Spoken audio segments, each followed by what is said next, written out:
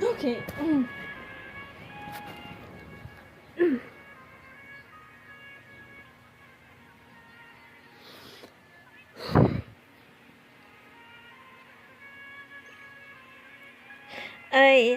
Hello everybody, it's me, Pretty Stranger here, and welcome to another video. So today, guys, today's the day. Last time we do the Emily story quest. Last time, I'm just playing the Genshin Impact, guys. Last time we do our Emily story quest. My eldest sister, my adopted eldest sister, which is an Emily. So last time we do that, so let's do it back to back of Hangout quest. So we're gonna do Kaveh story quest. So let's get to it. Yeah, guys, and before we get started, guys, and hope you guys enjoy this video, like it, to subscribe to my channel, and click the bell button and the try videos and stuff like that. To me, the basic fun between Instagram, TikTok, and anyone else. So let's do it. The pendulum of wheel and roll with Kaveh. So let's get to it right now. So let's get to it. And I'm using my phone right now for when you need to use the help for Kaveh. So wait, hold on. For the other endings, what's come first, what's come next, and yeah. So let's see. Wait out.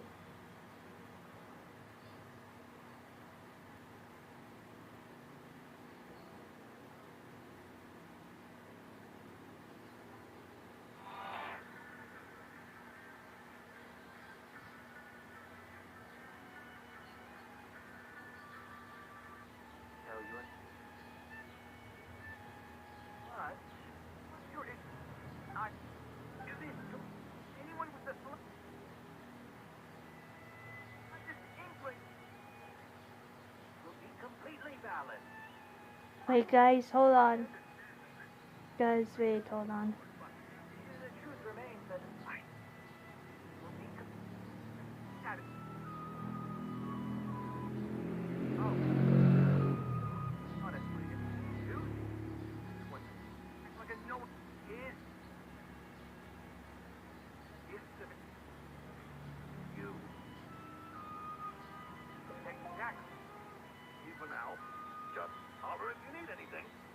What do you think, traveler?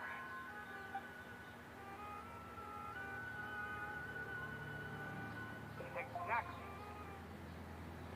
Alright, let's get to it. So let's get to it right now. So let's do it right now. Sorry for the taking it solo just a little bit. Oh, there they are. In the back. Let's go. Okay, let's go to right there. I've taken a look at your proposal. It's much better than the ones you showed me before, but I'd still like to make some changes. Oh, come on, not again. Isn't this the 6th proposal I've shown you? What's your issue this time? It's a bit hard to put into words, but the design still doesn't look quite right to me. I have to say, that's a terribly vague and unconvincing explanation. Please enlighten me. What would feel more right to you?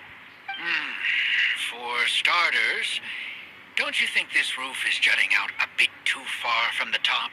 It looks almost like the head of a fungus. This door, too. I don't think it needs to be nearly this large. If you could reduce it to around my height, you could use the leftover materials to construct a few more rooms.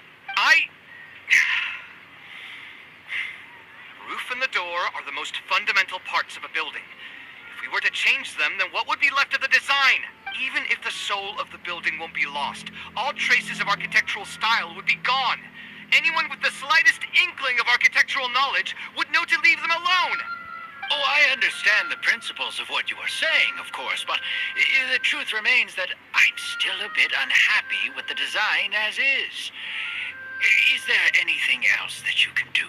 Oh, actually, I just got an idea. Can we get rid of all the extraneous sections on the roof so the whole design will just be one vertical structure, similar to that of a tree trunk? What? Don't architects often say that symmetry makes everything more balanced and pleasing to the eye? This way, the proportions will be completely balanced. I really don't know how you managed to come up with such a ridiculous idea. Wait, don't tell me. Someone hired you specifically to commission me and put me through the ringer? Come to think of it, though, I really don't think I've gotten on anyone's bad side recently. Anyway, that's it. I will not be working on this commission anymore. Goodbye. Maybe you can find yourself some other genius who'll be able to satisfy your demands. Hey, young man, please wait.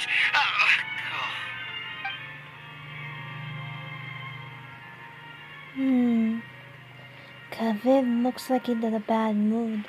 I should go check up on him. I don't know. Okay.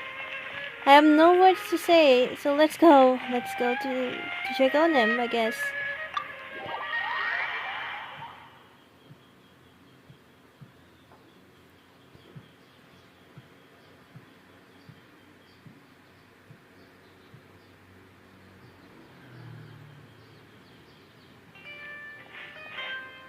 Let's just do for walking right now. Let's just walk.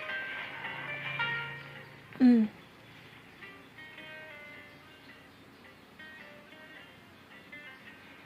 this commission was truly the worst decision ever. You're right?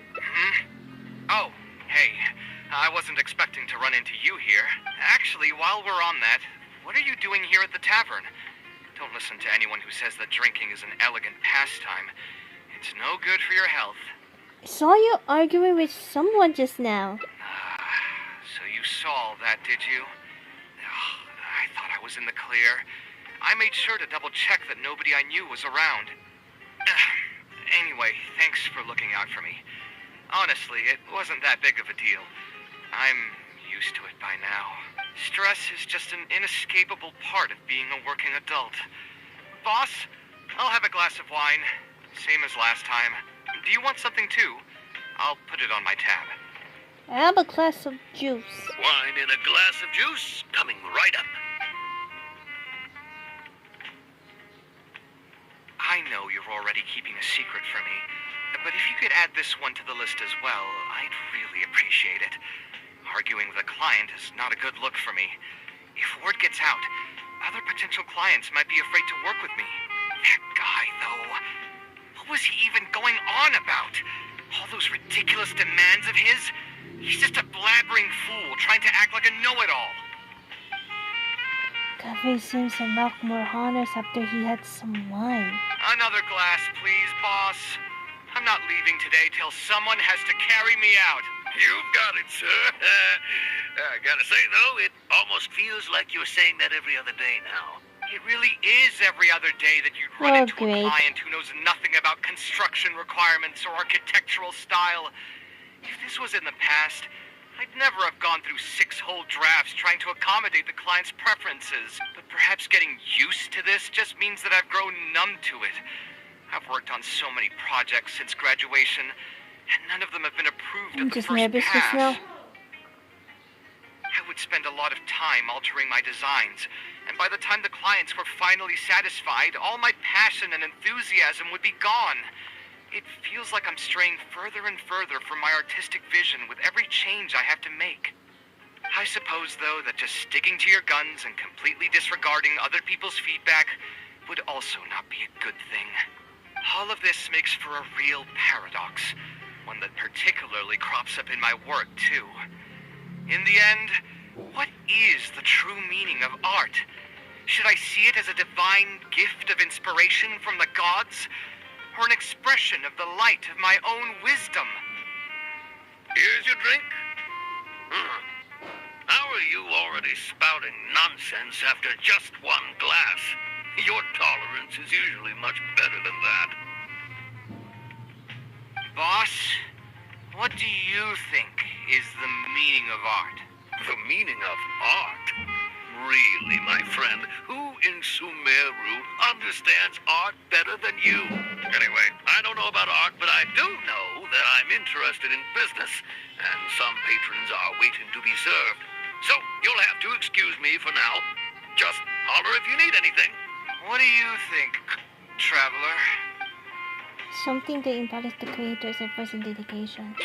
Exactly. So our thoughts on the meaning of art are rather similar.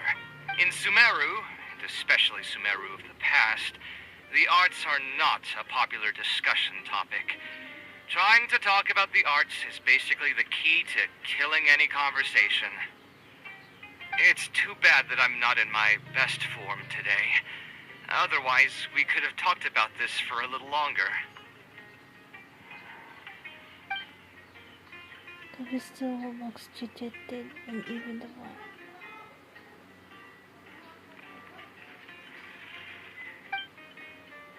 Wish me simple as a gesture. Thanks for offering, but you've seen how he is. He's not going to listen to anything I say. He understands nothing about my design, and all the suggestions he made were as if he just wanted to mock me. Okay, it is possible that I was just jaded by my frustration. Well, given I'm already on my 6th draft, I can probably push myself to make a 7th. Let's go have another talk with him. I know where we'd be able to find the guy. There's no time to waste. The wine can wait until another time. I'll go take care of the bill.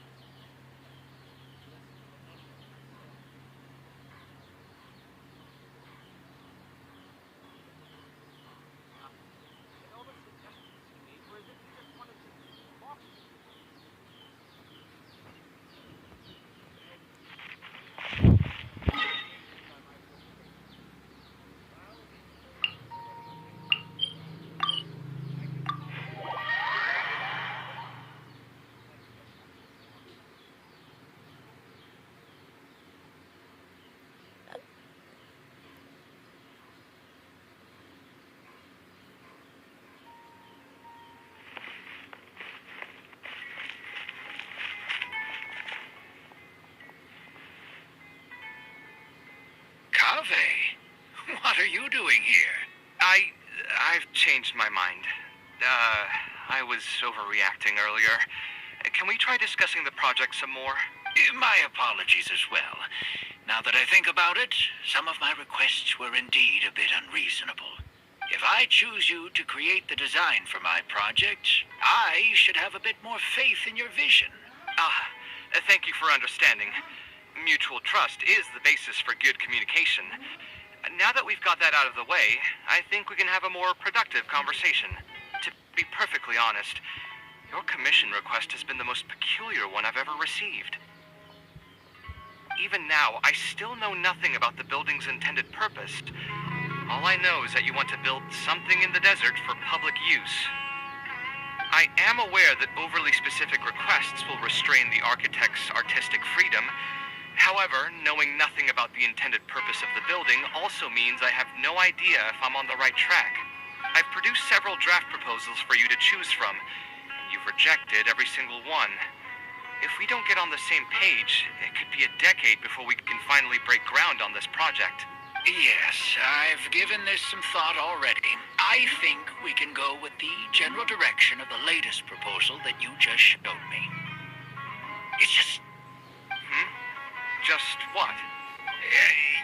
Putting the building design aside, can we get some less expensive materials for the floor tiles? Yeah, I know someone in the business, and the red bricks he sells can go for pretty cheap. Ganda. So,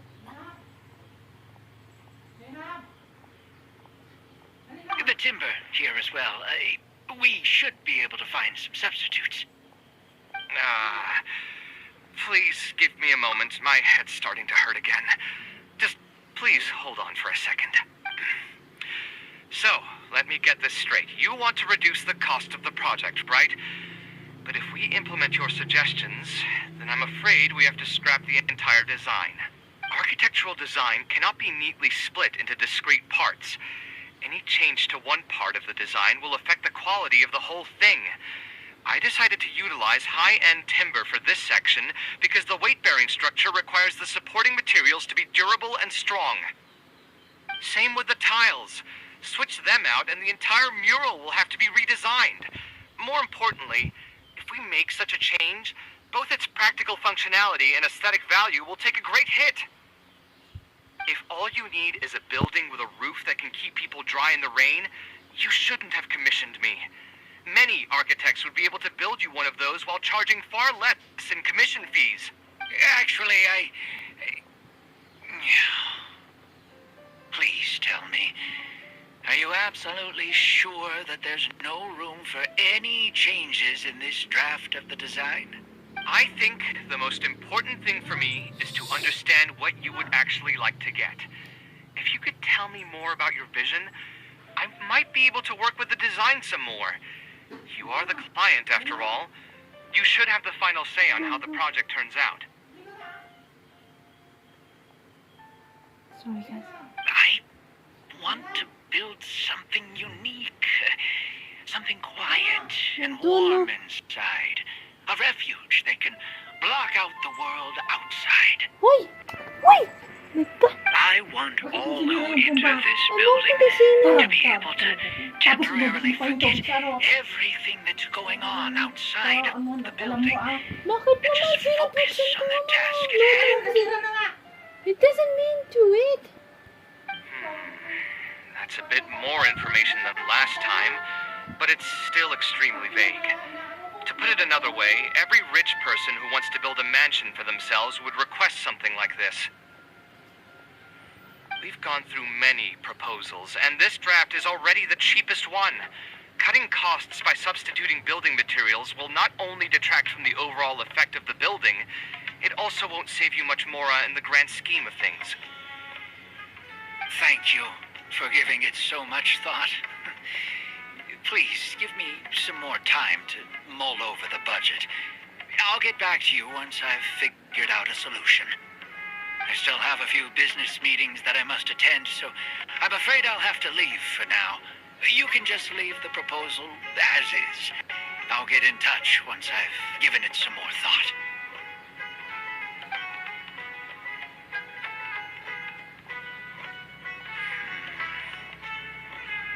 I also have a similar feeling. Is that really okay? I mean, what he does now is none of our business. He does seem really suspicious, though. He dresses like a rich person, but when you talk to him, he hardly sounds the part. That's actually pretty common.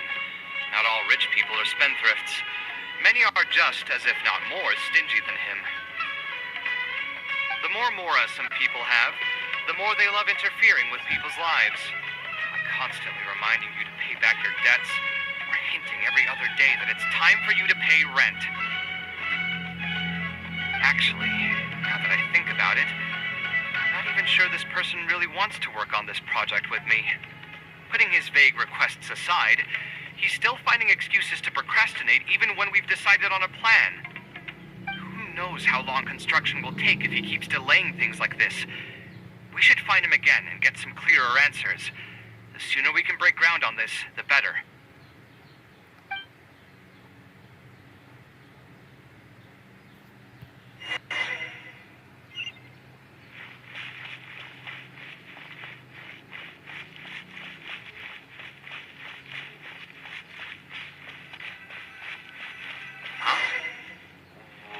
did he go? I could have sworn he went this way. Let's keep looking.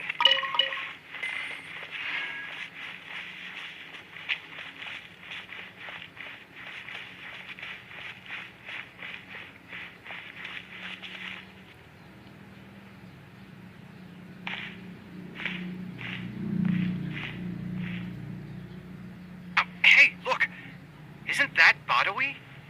It sure looks like him, but he's dressed completely different now. What is he up to? Didn't I tell you before? I'm not looking for more workers. Plus, aren't you a bit old for physical labor? If something happens to you, I won't be able to pay for it. Oh, you won't have to worry about that. I grew up as an eremite mercenary and worked in the desert my entire life. My body's still in great shape. I don't have many talents, but I still have my muscle. If you need someone to unload goods or drive away sumpter beasts, I'm your man. You used to be an eremite mercenary? I know there are a lot of bad apples in our ranks, but most are just trying to make a living. We're not that greedy by nature, and we'll do our best when given a job. Let me think. I'm sorry, but I still can't take you in. I don't have any open positions right now, and don't have the mora for anything more. How about this? Why don't you try your luck somewhere else? Okay. He used to be a member of the Eremites? Huh. The way he was dressed, I would have thought he was a merchant from the rainforest. Let's ask him about it.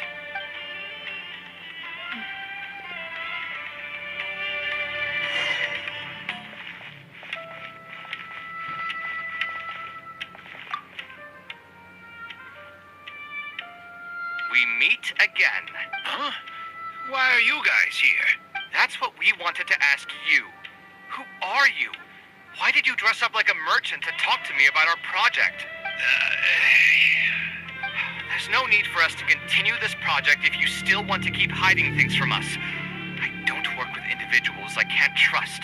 Believe me, I didn't have any bad intentions. It's just... All right, there's no point hiding anything anymore. The building I'm trying to commission you for is not really a personal residence for me, but rather a library for children living in the desert. A library? Funded entirely by yourself? Shouldn't this be the responsibility of the academia? I've heard that the academia will be looking to prioritize the desert with the allocation of educational resources and materials. It sent over a large shipment of regular goods just last month. You're right, and I was aware of these happenings as well.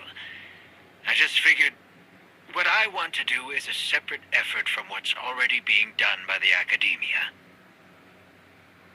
The desert is too vast.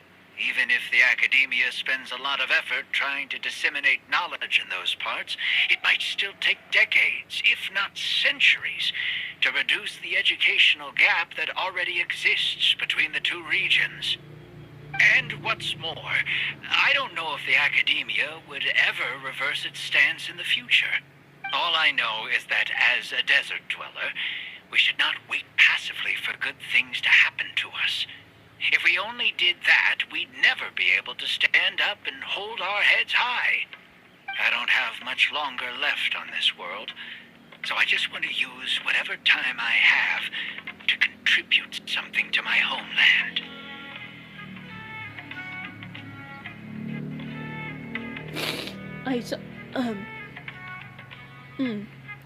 Sorry for silent for 30 minutes because I was being nervous all the time, and now it just got kind of not long story short, but ignore that. So ignore like 15 minutes ago, so ignore that. So just caught on the camera. I hope that they will remind you about my Dwarf Pass experience. So okay, why didn't you just tell it to us from the start? I didn't want you to know that I came from the desert. I've lived in the desert my entire life, and there wasn't anyone here that I could trust. I figured I needed as much safety as I could get. To the point that you even disguised your identity? That's certainly taking playing it safe to the next level. Hold on. Don't tell me you've also been scammed before. When I first came to Sumeru City, I brought a lot of Mora, hoping to find an architect that I could work with. Someone agreed to take on the project, and even took a sum of Mora from me, but then disappeared without a trace. After that, I heard that there are a lot of untrustworthy people in this business. Some would run as soon as they've been paid, while others would deliberately use expensive materials and take a cut of the construction funding. I spent a while collecting information in the city, and eventually learned that you're the most famous architect in all of Sumeru. I figured that you wouldn't need to make Mora by scamming people, so I decided to reach out to you. By the way, how did you know I was scammed? I don't think I've ever mentioned that to anybody. Just a hunch. A while ago, I accepted an offer to work on a project in the desert, and was also scammed out of a large sum of Mora. I ran into someone who was living in a pretty run-down house. I noticed a load-bearing wall on the verge of collapse, and suggested that I build a new house for him. He said that he had no way to pay for it, so I loaned him some of my own Mora, and told him to get some stone and timber from the local vendors. Soon after that, I found out that he had gone gambling with all the money, and lost everything, down to the last coin. And after that, he even borrowed Mora from me twice more, using a different excuse each time. I didn't even suspect him of any wrongdoing until he hired a group of mercenaries and tried to ambush me in his own house.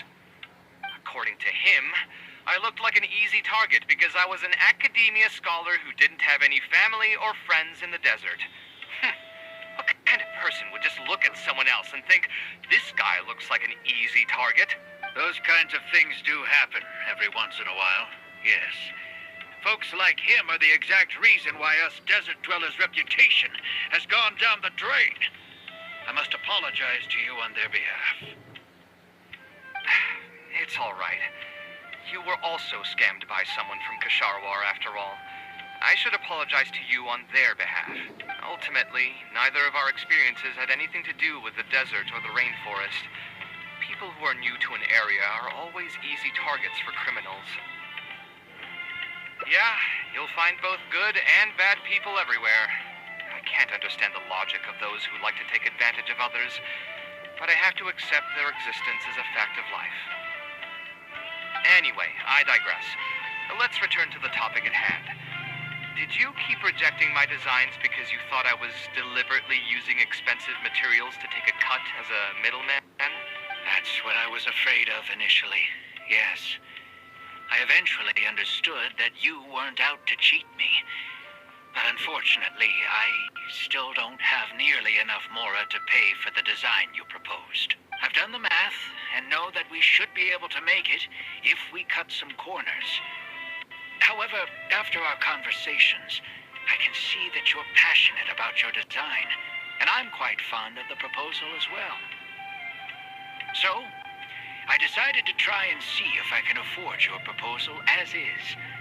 I've been looking for work every day, and in another month, I should be able to cobble together enough Mora to meet the budget. By cobble together, you mean you're going to spend your entire life savings on this project?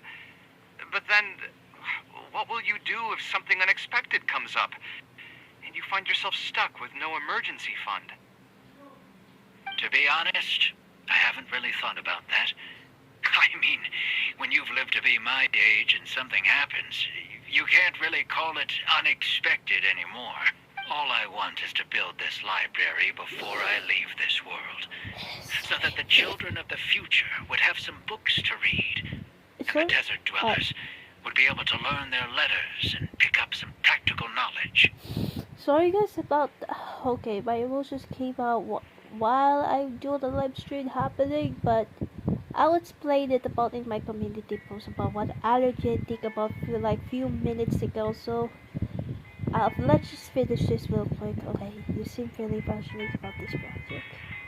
A while ago, I heard that the academia had decided to I'm recruit just a number reading of the really exceptional quietly for children from the dialogues, that's desert. all. Of course, this is welcomed news. But as someone who spent their entire life in the desert, I still have a few concerns. I know the desert life and can predict what the problems will be. Many children from the desert have had neither the interest nor the proper environment to learn.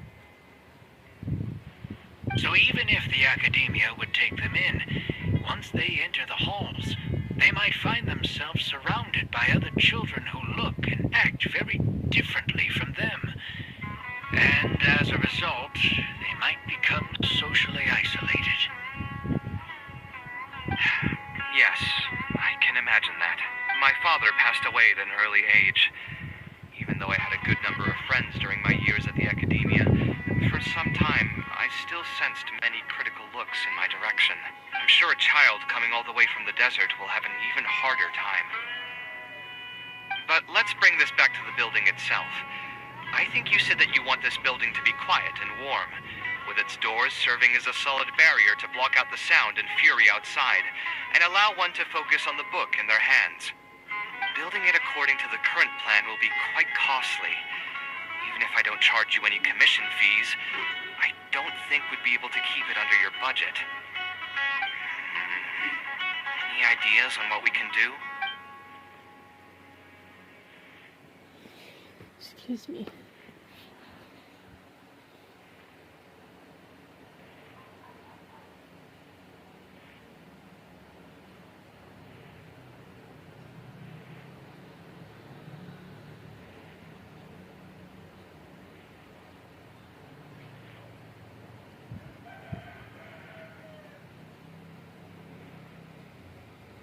Would any other branches to be willing to sponsor the project? Sponsor the project? You mean convince wealthy merchants to join our cause and pool their money together to build the library? That does make sense. A library is a big project, and it's going to be hard to fund it with just a single person's mora. What do you think? If we can find others to sponsor the project, we could potentially increase the size of the building 2- or 3-fold. It's all fine with me, but where do you think we'll be able to find these sponsors? Well, you're right. If I really think about it, I'm not too familiar with many big-name merchants. Can we ask Story? Her? Hard pass. With her shrewd and greedy personality, she would never put Mora into something like this. Maybe she can connect us with her some of her contacts. Now there's an idea. She probably won't say no if all she'll need to do is to make some introductions instead of spending Mora. Let's go and pay her a visit. Fresh fruits and veggies, both quantity and quality.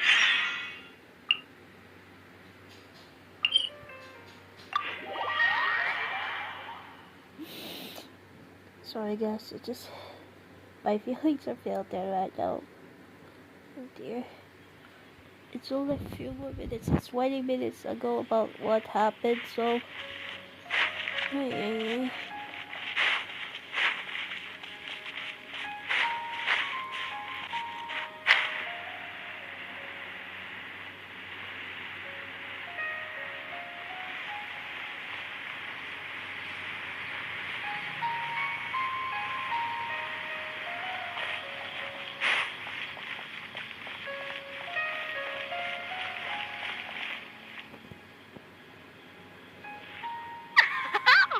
Now here are some unexpected guests. What brings you to the Palace of Alcazar's-Ray? When I saw Kaveh, I almost thought it must be that time of month again. Sadly for me, I must wait a few more days before I can collect my shiny Mora. Hey, can't you think her? And yet your mind is still fixated on nothing but Mora? What is the point of wealth, anyway? Is your happiness entirely dependent on your hoard of cold, emotionless Mora? That's exactly right. Mora is extremely valuable, you see. If you don't keep your mind on it, your Mora may just find its way to somebody else's pockets. If you ask me, this place is still way too empty. Just give me some time and I'll fill it to the brim with lots and lots of Mora. You're hopeless. Let's get back to why we're here. Oh, so you have an actual reason to visit We would like to ask for your help in your introducing us to some merchants. Merchants? Why? Is there some kind of business opportunity? Oh, I see. So you're just looking for someone to help you fit the bill. I knew you wouldn't be interested in something like this. Still, you wouldn't refuse just making some introductions for us, would you? Sure, I can connect you with some folks, but with every service comes a fee, you know. A fee? You mean just for introductions? Of course! Making introductions means using my connections and putting my reputation on the line. Why wouldn't I charge a fee for something so important? And since we've known each other for so long, though, I'll give you a huge returning customer discount. How about 500,000 more? 500,000? I guess that's okay. But why are you charging a fee before we've even secured any funding? That just doesn't seem right. Besides, by helping us out, you'd be doing a great service to the public. Can't you take your mind off your Mora even for just 1 second and focus on something far more important?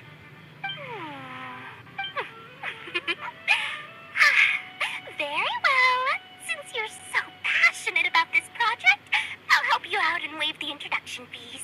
3 of my business partners came by earlier today to discuss some things with me, and they still haven't left yet. I'll arrange a meeting for you, and just so we're clear, it'll be up to you to present your project and discuss any deals. Thank you so much. You can wait here. I'll bring them over to you. Speak with the butler. Let me think. Where did I put the delivery? Dory gave us a brief introduction about the two of you. You are Kaveh, the renowned architect, and you are the traveler. Practically all of Teyvat has heard of you by now. To be frank, I don't feel like there's an obvious business opportunity here, but since Dory took the time to introduce you, we can spend some time to have a conversation. So, let's hear your idea. All right, here's the situation. I've been commissioned to build a library in the desert, with the intended goal of allowing the desert dwellers to have more access to reading materials. So it's a public welfare project. Correct. Then the commission fees will likely be very low. You should be careful.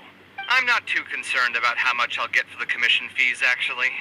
I'm fine with doing it for free. I just want to get this project rolling as soon as possible. We're just a little short on funding. So what? You can't possibly expect that we just cover the shortfall for you. Besides, what does a library in the desert have to do with us? If you want to build it yourself with your own Mora. Seems simple enough to me. Hey, there's no need to be so harsh. They are Dory's associates after all. Here, can you tell us a bit more about what we can gain from sponsoring this project? You can get Kaveh's client to advertise your business in the desert. This one. So we'd mostly be doing it first for option. reputation and You can get the naming rights to the library. So we'd mostly be doing it for reputation and exposure? There is some value to that. It could make doing business in the desert a bit easier. Well, just speaking for myself, I've got nothing in the desert. I also have a concern. It feels like there's not much to profit from in the short term. But in the long term, the reputation gain also doesn't sound like it'd offset the cost of the sponsorship. Then how about this? What if, instead of building a single library, we commit to an entire complex of buildings dedicated to culture and education? Wouldn't that just cost more? Yes, but in that case... Mr. Kaveh, please tell us what you have in mind. I'll just give an example. If we were to build a library and a school near Aru Village, then the desert dwellers would gradually begin to migrate towards the area. A whole suite of buildings will be able to host more traffic, and thus drive the economic development of the entire area. In turn, that would lead to direct business opportunities. I've been to the desert several times. Although there are still many lingering tensions between the two regions, the amount of interaction has been steadily increasing, and in the long term, the desert will only become more and more important to Sumeru. You do have a point. Education in the desert is indeed an industry that has not been tapped into. If we can be the first to place stakes in the area. And you just believe anything he tells you? Even the greenest amateurs know that urban planning will affect population flow. If you don't believe me, you can ask anyone on the street to confirm it to you. You don't see anything about your questions, baby, before speaking. Wait, something just occurred to me. If we're going to build a library in the desert, Aru Village would obviously be the best. But it seems we're not the only ones with our eyes on the village. I heard a rumor a while back saying a lot of land and buildings in Aru Village have already been secretly purchased by a big-name merchant. Please only ask questions that are relevant to the schedule. I was gonna say to put as a second option. What?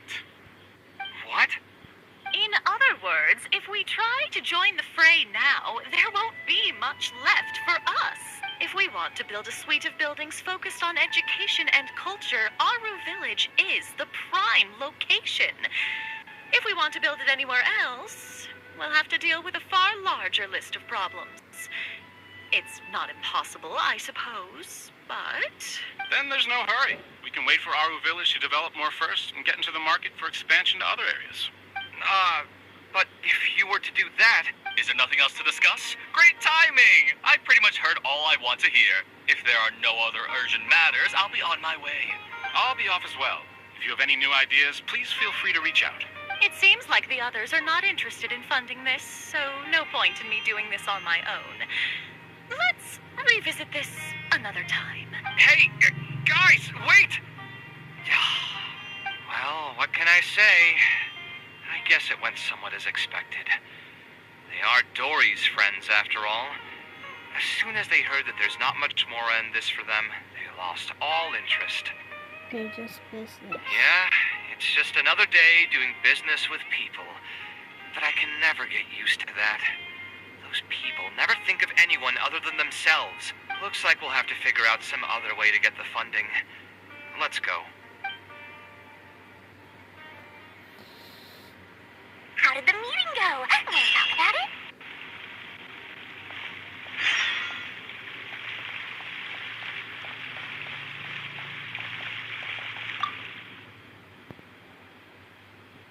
Oh, where did all that passion go from earlier, I take it you weren't able to find a sponsor for your project? Please don't tell me that you're here to mock us. What kind of person do you take me for? Would the kind and generous Lord Sakuma Bay really do such a thing? I will say, though, I more or less expected this outcome even before I introduced them to you. You can try to talk up the project all you want, but the facts will remain the same. This project is high investment with slow returns. No sane person would put their money into this. But this isn't just a business project, right? Also, if you already knew no one would want to partner with us, why did you still try to charge me 500,000 mora? You scammer! You might want to remember who your creditor is before you start talking like that, Kaveh. I'll pay back every last coin that I still owe you, but that's a completely different matter. All right, since you're so devastated about this, I'll set you up for dinner with another big-name merchant. In fact, I'll be inviting the most famous merchant in all of Sumeru, so I'll be counting on your performance. What? Really? I would like to sincerely apologize for my attitude just now. So, where would we be meeting this merchant? Follow me. Oh, I suppose both of you can come.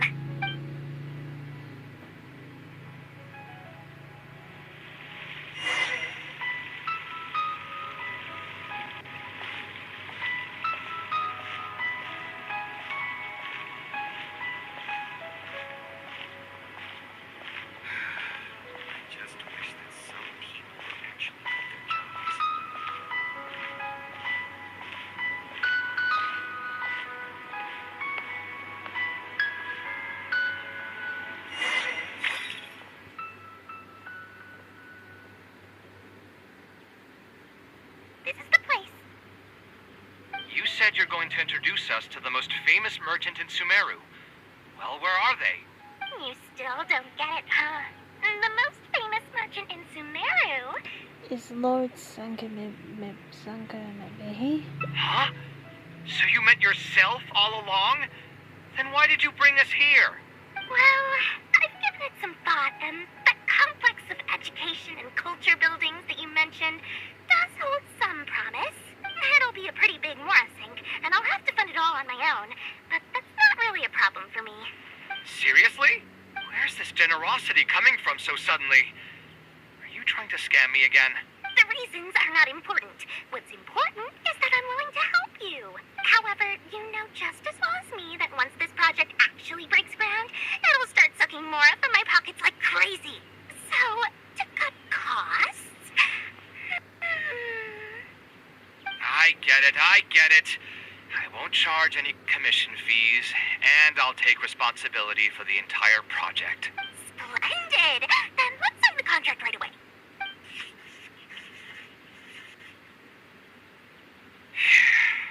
This way, the children of the desert will have some books to read. Their lives should improve a bit after this. Use the valid place. Of course, there are a few things better than using my knowledge to help other people change their fates. I must thank you as well, Dory. I used to say you only cared about Mora, which might have been some prejudice on my part. Sorry for that. I will also try to pay back my debts as soon as possible. Now, let's have a quick discussion. Where would you want the library to be built? That will be the most important building. There's no rush. I'll provide you with a copy of the deed when we get back. You can just use the address on the document to find the lot. Huh? The deed? You know me. So hold on a sec.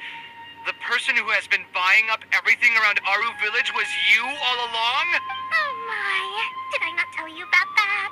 Yep, yours truly has been buying up all the land. I must thank you for bringing your ideas to me. Before our conversation, I had no idea what to build on all those lots. So, from my perspective, this has been a great turn of events. I didn't put much in and easily got a lot in return. But what about my commission fees? Huh? Didn't you waive those yourself? I was just gonna say that to cut costs. We mustn't procrastinate and should start construction as soon as possible. But before I could finish my sentence, you volunteered to waive your commission fees and even promised to take responsibility for the whole project from start to finish. I am so touched, really. It's obvious that you used every trick in the book to deceive me. You deliberately paused for a long time while talking about the project and kept glancing at me with that menacing look in your eyes. Huh? You really think so? Well, the contract's already been signed, so there's no point in dwelling on the details. You know what? I'll pay for tonight's dinner. Fine. I'll drop the argument on the commission fees. But since you said you're paying for dinner, I'm going to order the best dishes and booze this place has to offer, and lots of it. Tonight, we're feasting until I've recouped my full commission fees.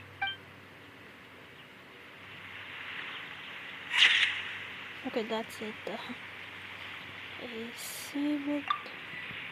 There's out here. Okay.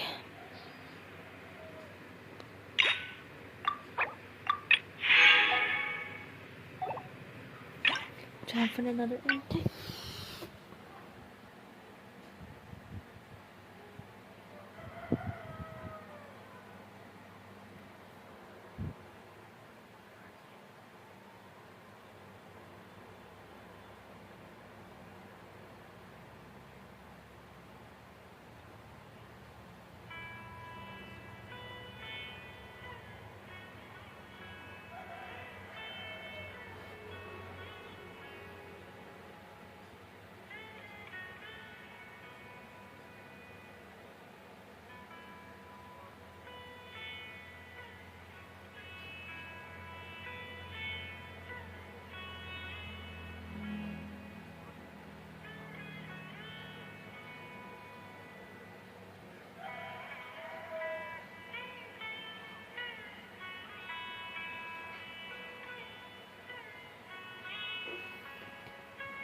Okay, so let's see what we got.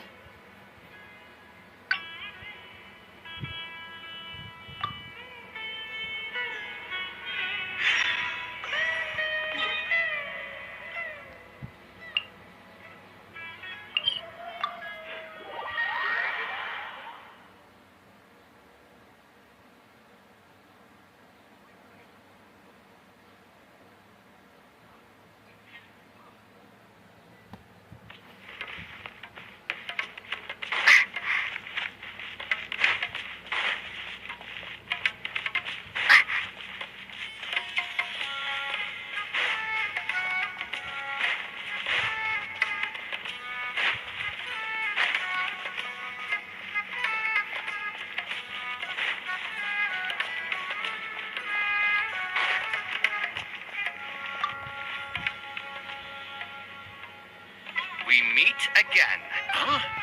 Why are you guys... Okay, so this one. A slightly different style. Give me a minute. Most architects would probably prioritize cutting costs and removing extra features in this situation. Indeed, converting the building into a simple bungalow would solve most of our problems. However, I do not think this would be the best solution. While it's true that the aesthetic value of a building is often viewed as an afterthought, neglecting it has some long-term negative consequences. It is especially undesirable in this situation, as the library will serve a high number of children, many of whom would have never been exposed to structures that may be considered elegant or beautiful. To completely give up on the more aesthetic design would mean stripping the children of an opportunity to appreciate the beauty of architecture. I share Badawi's sentiments in wanting to preserve a more complex design. However, if we can reduce the ornate aspects of the design while maintaining its fundamental elegance, which is to say we won't touch the arches and stone pillars, but make changes elsewhere, this is definitely a first. To make up for the loss of regular details, we would need to put a lot of extra effort into the layout, lines, and color. I see. Would that really be okay? It just increases the difficulty of the design. You should feel lucky that out of all the architects in the city, you chose to approach me. Most of the others would ask for inspiration. Oh, sorry. I think I might have something in mind, but I'd need to visit the site to make sure. Where do you want this place to be built? Tell me the exact location. Aru Village. Although it wasn't my childhood home, I think it'll be the best site for such a building.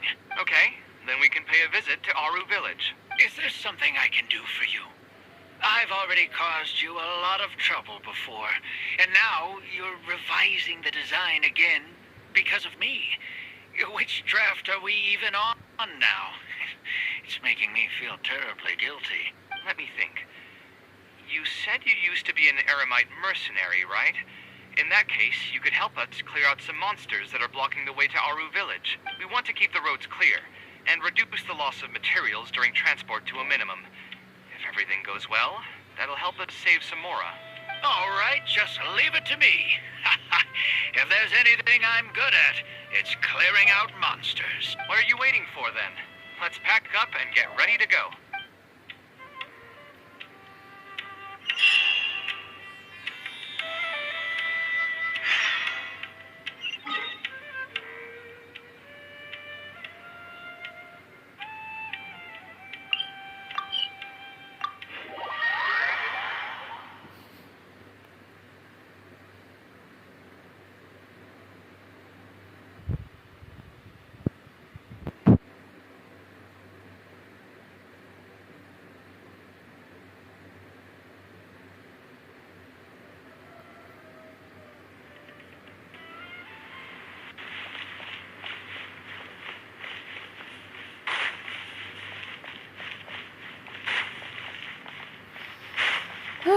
Okay.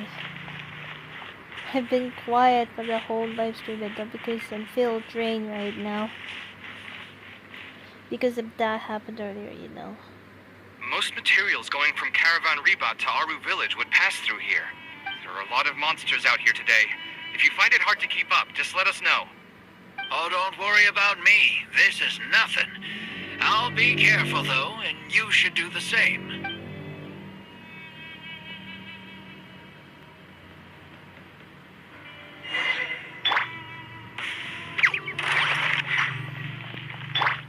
Let's dance.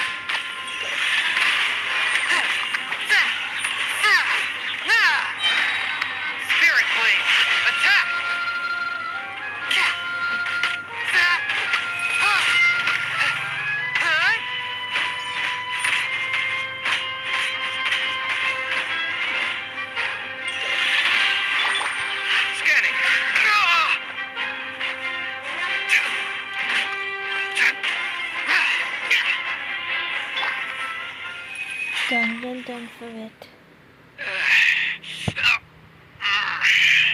You hurt? I'm fine. I've spent my entire life fighting these kinds of monsters in the desert after all. They won't get the best of me. But it's one thing to fight against monsters, and another to fight against an old injury. It's something I picked up when I was young. There were many fights between mercenary brigades back then, and one day someone stabbed me in the back. I didn't think much of it back then, but with age, it's caught up to me. Few mercenaries get to enjoy their later years. Failing health tends to take the joy out of reputation and wealth, and many mercenaries never even made much of the latter to begin with. Is there someone you know who can help to look after you? Unfortunately, no. My wife passed away at an early age, and I don't have any children. Sometimes I'd close my eyes and realize most of my life story has already been written. I have many regrets about my past, but at the same time, I also know that there were never many options for me in the first place. I joined the Eremites when I was young, and won many battles with them. My survival was more a matter of luck than actual ability, if at all possible. I want future children of the desert to have some more options in life. I don't want them to turn out like me. My apologies. The older we get, the more we tend to ramble. Seems like we've already cleared out most of the monsters. Let's hurry over to Aru Village.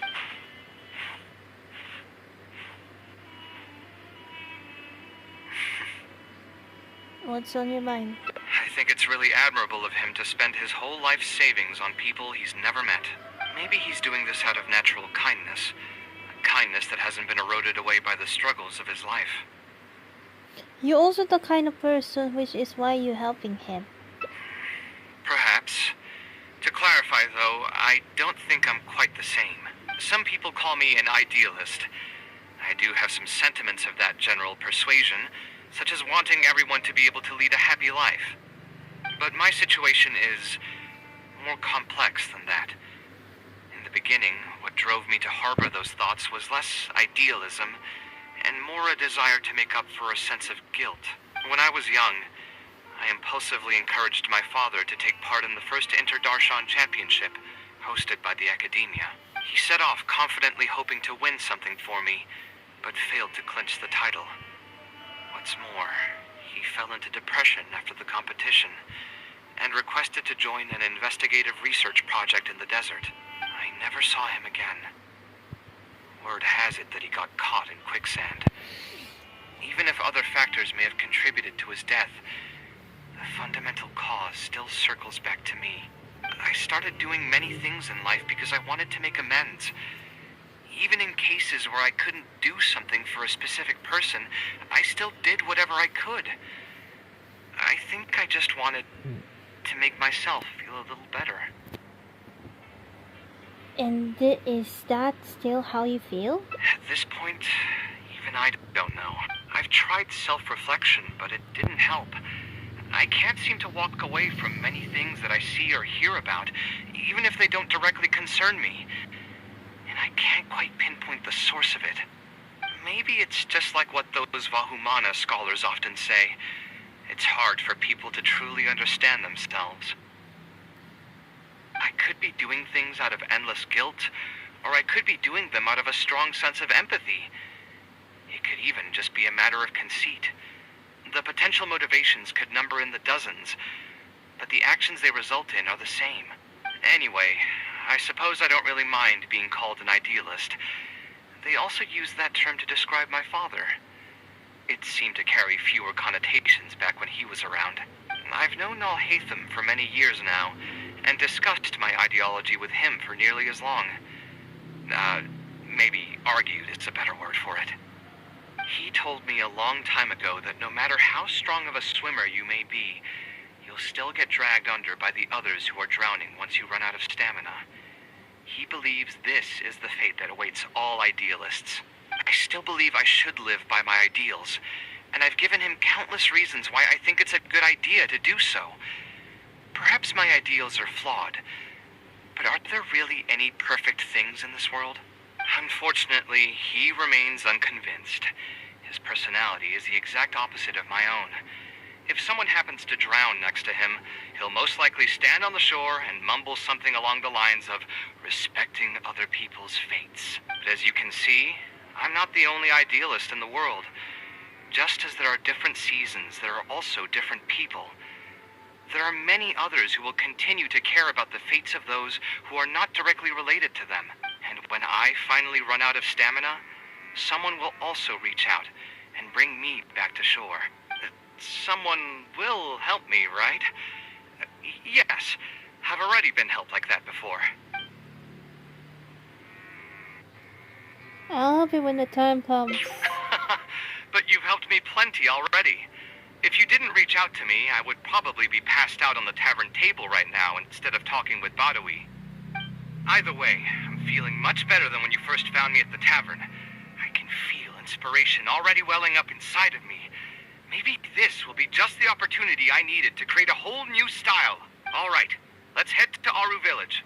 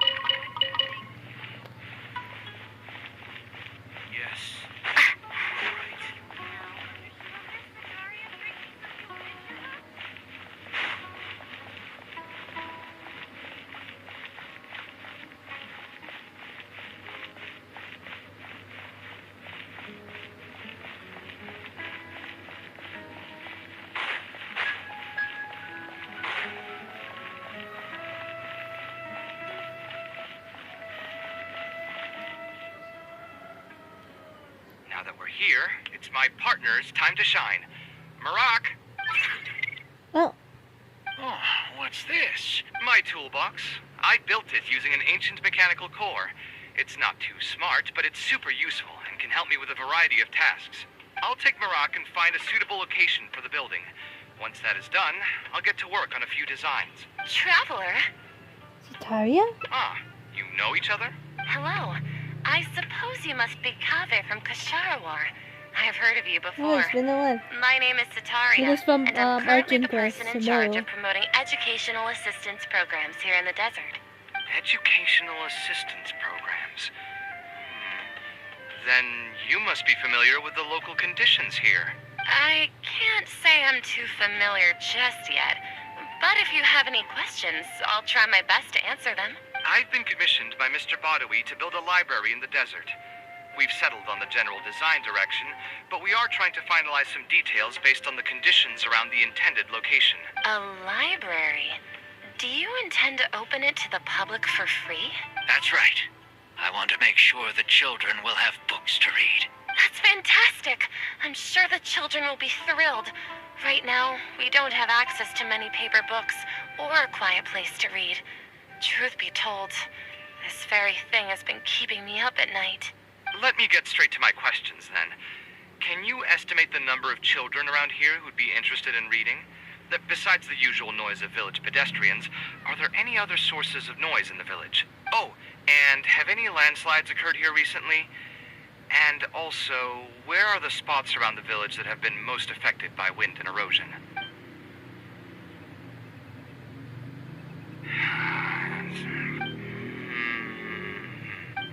All right. That should be everything.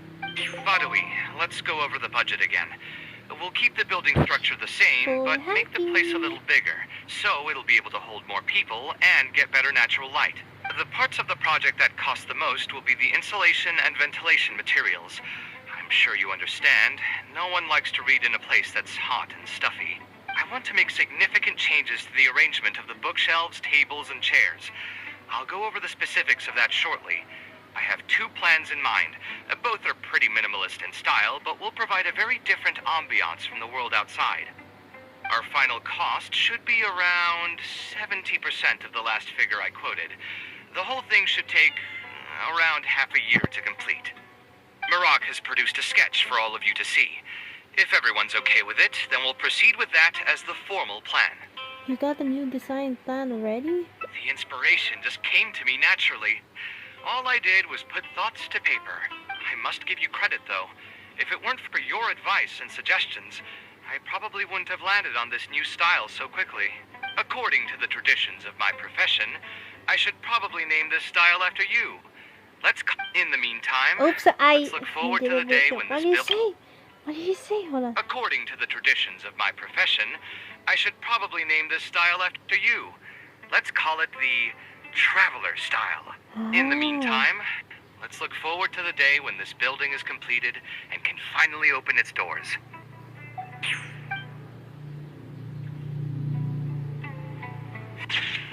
Nice. Nice. I loved it. I loved it. I loved it. Love that ending though.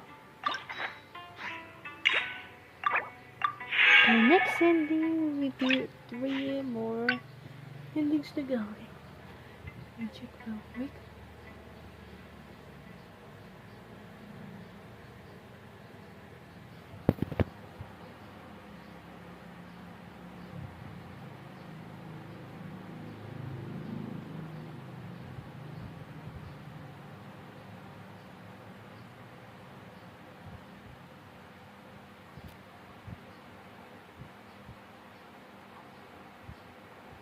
Okay, done. Okay.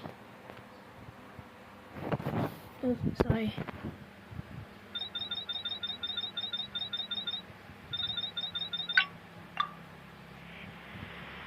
Go back to, okay.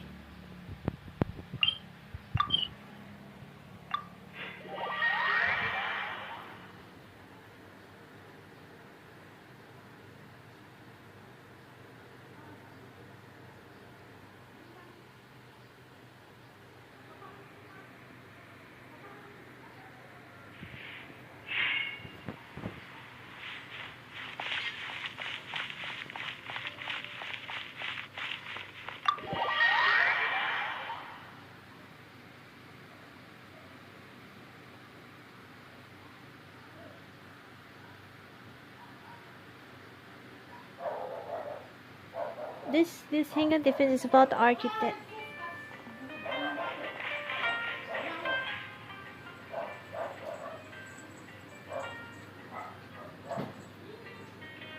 Taking this commission was true.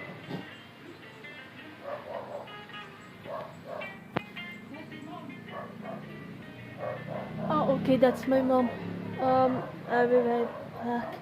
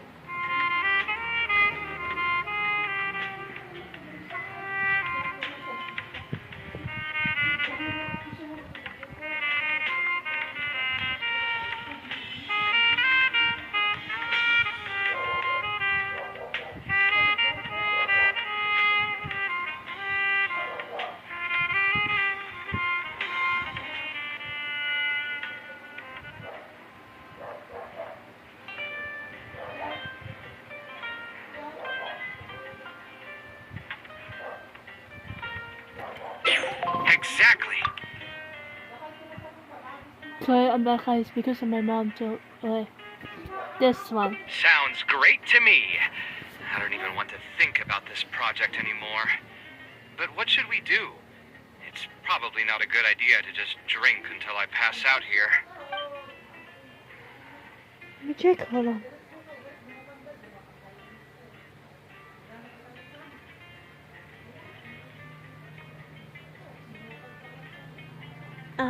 Why did you decide to become an architect? Huh? Where did that come from? I mean, it's not like it's some kind of secret. You probably already know some bits and pieces of my past. My mother is also an architect. I've always adored her drawings, and when I was young, I used to sit next to her and watch her bring all kinds of buildings to life on paper. You could say my interest in architecture just naturally grew with time. You should be able to understand how I'm feeling right now. Perhaps. In fact, I have also seen my mother argue with her clients, but she would always quickly find the motivation to return to her work. Unfortunately, I've barely had any contact with her since she remarried and moved abroad. Even if I wanted to ask her about her ability to stay positive after an argument, it would seem rude to barge into her life again over something as trivial as that. I did remember something else, though. When my mother left, she only carried some small personal luggage with her. She left most of the belongings in the house to me. At the time, she even told me that it would be great if I could learn a few lessons from her life experiences, so my life and career could go a little more smoothly. I hadn't quite come to grips with my emotions, and didn't really have it in me to go through any sentimental items. So I just packed anything with memories away in a box and haven't reopened it since. It's been a really long time. Now that so many years have passed, maybe I have finally developed the maturity I need to face those memories without losing my mind. Yeah, I should dig it out and take a look. Do you think I can come with you? Huh? Sorry, I've had too much to drink and wasn't thinking clearly. You're right. I should do these kinds of things with the support of a friend. Speaking of that, I can call you a friend now, right? Either way, thanks for reminding me that I can invite you to come along. Had I just gone back by myself, it would have looked like I'm deliberately trying to keep things from you. Thinking too hard about the words is giving me a headache, so I'll just give it to you straight. Thanks to your advice, I have decided to put my current projects on pause for now, and spend some time trying to rekindle the passion for my craft. If you want to stick around and see how this will turn out, you'll be sure to encounter some bits and pieces of my past. Do you think you'd find that too boring? I don't think so. All right, then let's head back together. I mean, you already know where I live. Who knew that the day would come when I, too, would have some friends over? Let me see. I should have tidied up the place before I left the house this morning. Hatham shouldn't be home now either. He's usually in the records room at this time of the day. Anyway, there's no more time for drinks. I'll go take care of the bill.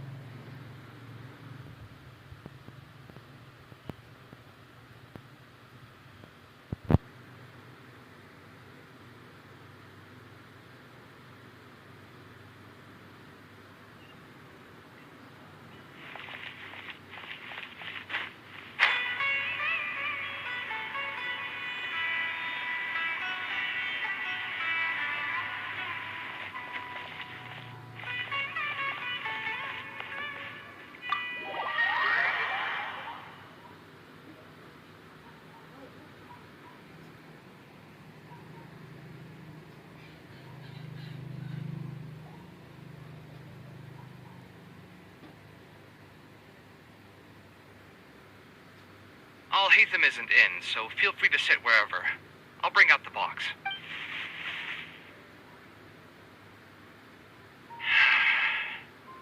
What? Oh, nothing. I just didn't realize how much time had passed. The box is pretty dusty, which means it's already been a while since I've moved into this place. And many years since my mother moved to Fontaine. I'm happy for her. I hope she'll be able to find happiness there. She raised me all by herself after my father passed away. It definitely wasn't easy for her. Anyway, enough about that. Let's see what I packed into this box. What are all these things? Is that a drawing? Oh, I remember now. This is a drawing I made in Port Ormos. Obviously, I wouldn't call it anything special now, but I was less than 5 years old when I made this drawing. That's more than 20 years ago. You could say it's pretty good for a child of that age. Now that I've said that out loud, I suppose I do have some level of artistic talent, right? Why do you say that? Criticism and self-doubt have always been a part of the artistic process. Without criticism, there can be no improvement. It's normal for me to question my abilities from time to time. I admit that I may have spent a little too long questioning myself this time around, but as you know, the heart tends to dwell on whatever it pleases. Anyway, never mind. The more I talk about it, the less confident I feel. Let's see what else we have in the box. My building blocks. It's been years since I've last seen these. When I was a kid, I used to stack them super high and could even stabilize the tower to keep it from tumbling over. Oh, and this blueprint. I made it by copying my mother's sketch, and the aspect ratio was horrendous. It's still technically the first blueprint I made myself, though. I was super proud of myself when I finished it, and put it in the same pile as my mother's sketches, hoping she'd notice and compliment me for my good work. Unfortunately, my mother didn't realize that I had put it there. When she had a meeting with a client the next day, she handed my blueprint to him by mistake. The client was completely confused by this new blueprint, but apparently he felt too tongue-tied to question such a famous architect. It was only a few days later that he finally gathered up the courage to pay my mother a visit. He asked, "The door in this blueprint is even taller than the roof. Is this supposed to be part of the design?" And what happened after that? My mother took me with her to personally apologize to the client several times. She didn't scold me about it in private, though. Instead, she went over all the steps required to draw a good blueprint and was very patient throughout the whole process.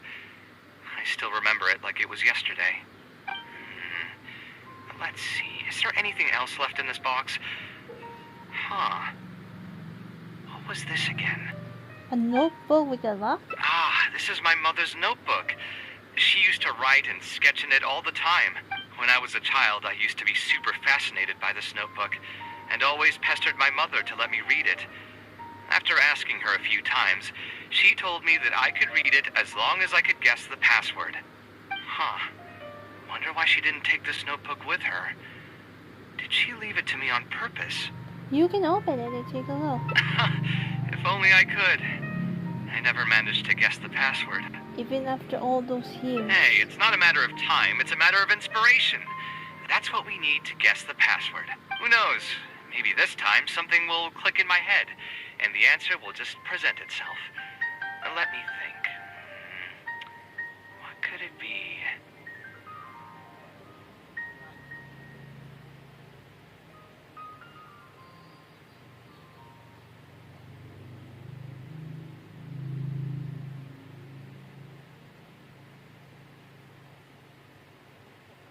Your name, though? I could tell what you were thinking. Don't worry, I tried all the easy guesses a long time ago. I've tried my name, my father's name, my mother's name, my grandparents' names on both sides, and all of our birthdays.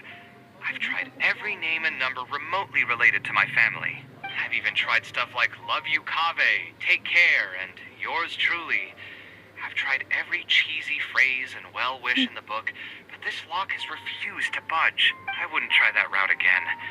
I have a hunch that it won't be that simple. Also, if she really did use something like that, she'd never hear the end of it from the folks over at Haravatat if they ever found out.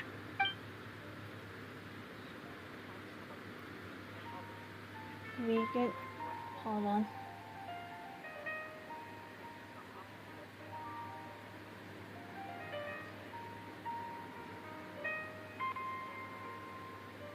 We can try asking some of her old acquaintance.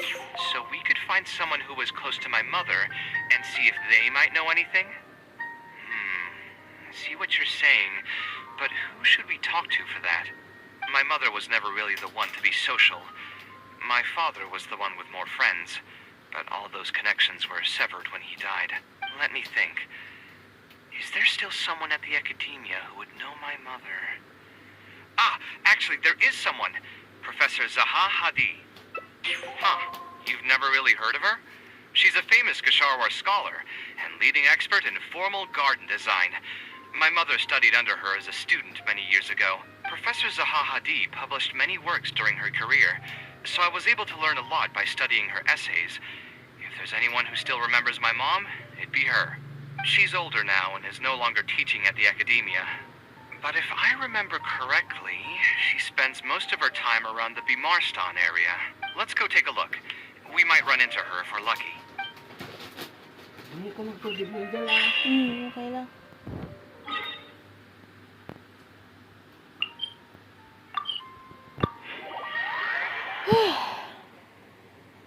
That was so drained right now. I'm still drained.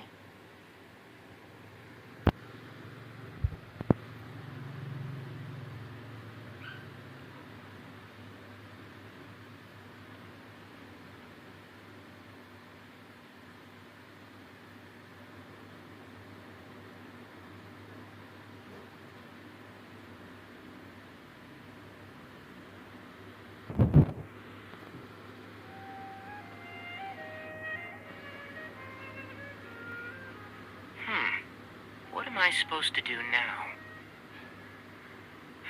Forget it. I'll just head back. Tainari, what are you doing here? Oh, it's you. Good to finally see you again. I came into the city to buy some experiment reagents, hoping to bring them back with me to Gandharvaville. But as soon as I got here, I noticed someone banging on Cyrus's door. You've all heard of Cyrus, right? Yeah, He's I an remember. ex-sage and Sino's adoptive father. I was thinking about going over to ask what's happening. That granny over there may appear old and frail, but her vocal cords certainly sound loud and healthy as ever. Granny? Yeah, she's just over there. You can go check out the situation yourselves in a moment. Kaveh, were you at the tavern? I had a quick drink or two. Can you still smell the alcohol? Drinking in broad daylight. Really? You want to pass out by the road and get run over by a sumpter beast like some mindless fungus, huh? And you, traveler? You didn't try to stop him? Oh my god, Tainari's getting mad and blamed her. You look like a wreck, Kaveh. What happened? Are you feeling down again? You know what? I'm hosting a meal at Pardis Di tomorrow evening. Do you want to come? Huh? Oh, I had no idea. Let me think for a moment. I'll come if I can find some time. All right. Then I'll plan on reserving 2 seats for you. I'll be heading back to Gandharvaville for now. I have a feeling that argument over there is going to continue for quite some time. It might be best if we don't get involved. A granny who lives nearby. Let's go take a look.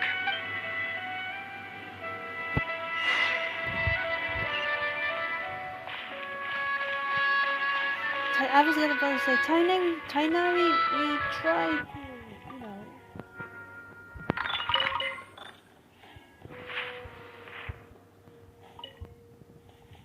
Okay. Ha! So, plan on keeping yourself locked in there, huh? Fine by me. If you're not going to come out, then I'm not going to leave. My tomato was growing so well, it had all the potential to become the best tomato this year, and you cut it straight from the vine. I already told you I had nothing to do with it. I remember this. Why would I take a tomato that's still weeks from ripening? I remember from the Sino story quest from, you know, Oak Keeping Act 2. You'd have to be awfully green as an investigator to think it was me. You see, the word green here can refer to both the color of the tomato and the fact that your skills could use some. Enough nonsense. Just come out and face me, you coward. You're out of your mind. If I've actually done something something wrong, then get a mantra and pull me out by force, why don't ya? Oh, why you? Don't tell me this is... Professor Zahahadi? And who are you? Oh, Kaveh.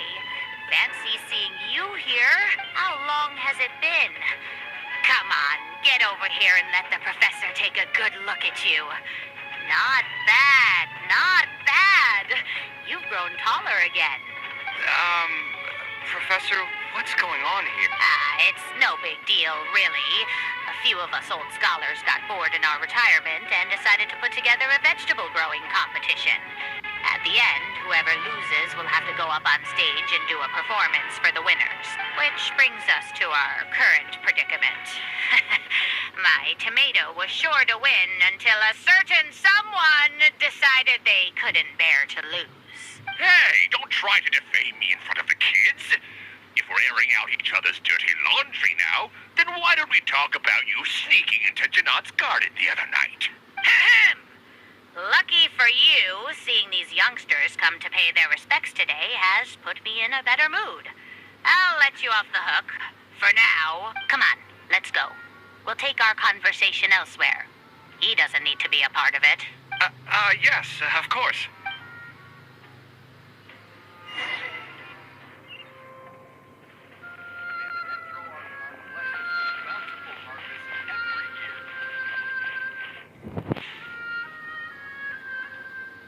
Is Faranak still doing well? Yes, as far as I know. She left for Fontaine some time ago and started a new life for herself.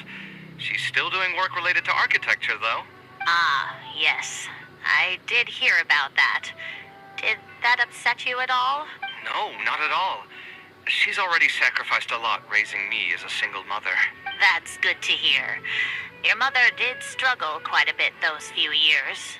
It's probably a good thing that she found a new place to call home. Sometimes I wonder if things were harder for her because she was so beautiful. People were always drawn to her beauty first, only to realize she had a sensitive and vulnerable heart underneath. She was still quite young when she first joined my class as a student. Beautiful and radiant with her golden hair, yet quiet and single-minded. She seemed like a lass from some aristocratic house who was seeing the outside world for the first time. She had to make a lot of drastic changes in her life to raise you on her own. Even during her time in the academia, she was a thorough perfectionist. If she was unsatisfied with something she had made, she'd insist on redoing it, even if I was perfectly happy with it. She had many admirers, and they'd always fill up the first few rows of seats, hoping they could get closer to her sitting in the first row. If it were any of my other classes, you'd have found nobody sitting in the front. But every time I saw her, she was always in that same rigid pose. She'd have one hand on her forehead with the other clutching her pencil. Her eyebrows would be knitted in a frown as she concentrated on the blueprint in front of her. I'm sure she had many difficult moments in her life. How did she cope with the stress? I'm not too sure. She never talked about such things with me. She rarely opened up to other people, you know. I do remember one time, though, when she got into a heated argument with a friend. She said something I found very memorable. She said, "True art cannot be understood, but as an artist, I wish some people could understand its meaning and value. If you ask me, that's probably the greatest source of pain for geniuses of their craft. It's extremely hard for them to find someone who can truly understand their ideas." So that's how it is. I wonder if the password could be... Hold on. Wait.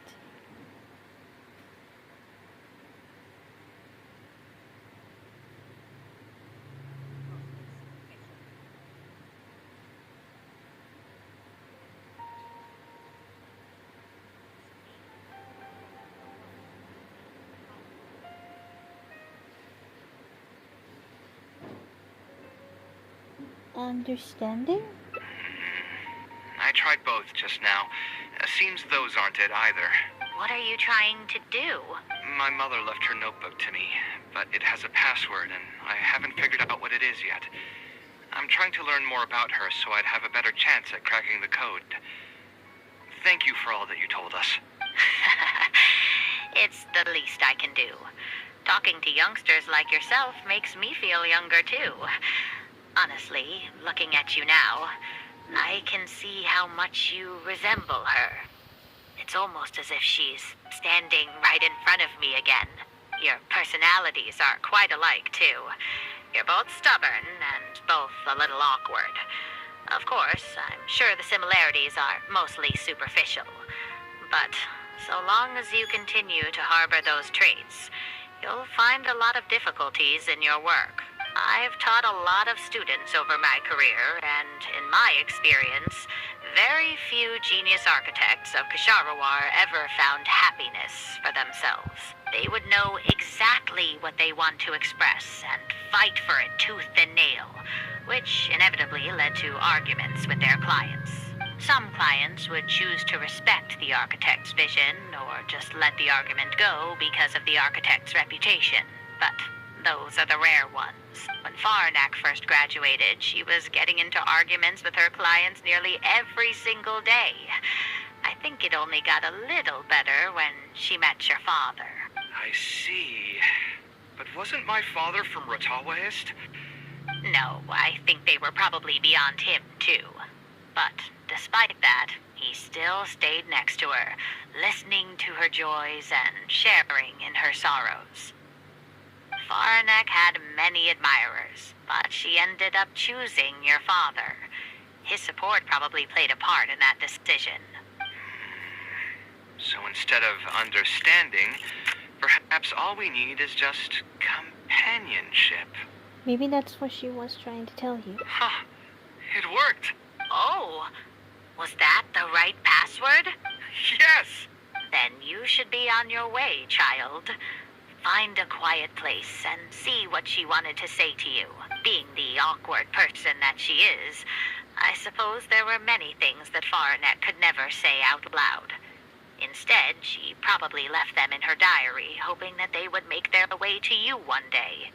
If you're ever in a mood to chat again, just come and find me here. You're always welcome to discuss architecture topics with me as well. Thank you so much, Professor. There's no need to be so formal. I'll let you kids go. It's time for me to take another stroll around the vegetable garden. I wonder what my mother could have written about. They all say Zaha Hadid's class is the toughest, but I think it's actually not too bad. On the other hand, though, structural mechanics is definitely a pain, no matter how you try to approach it. I doubled down and managed to get through it in the end. I met someone special. At first, I didn't think much of him, but now, I feel very happy whenever I get to spend time with him. We decided to name our son Kaveh. I don't think a younger me would have ever imagined forming such an intimate bond with another person. Back then, I lived only in the shadow of myself, as well as that of the dream in my heart. Aww. The bad news came. And even though it's been several days now, I still can't bring myself to come to terms with what happened. My eyes are so swollen it's hard to see. What if they're all lying to me? And this is just a long, cruel dream. But I have to face reality.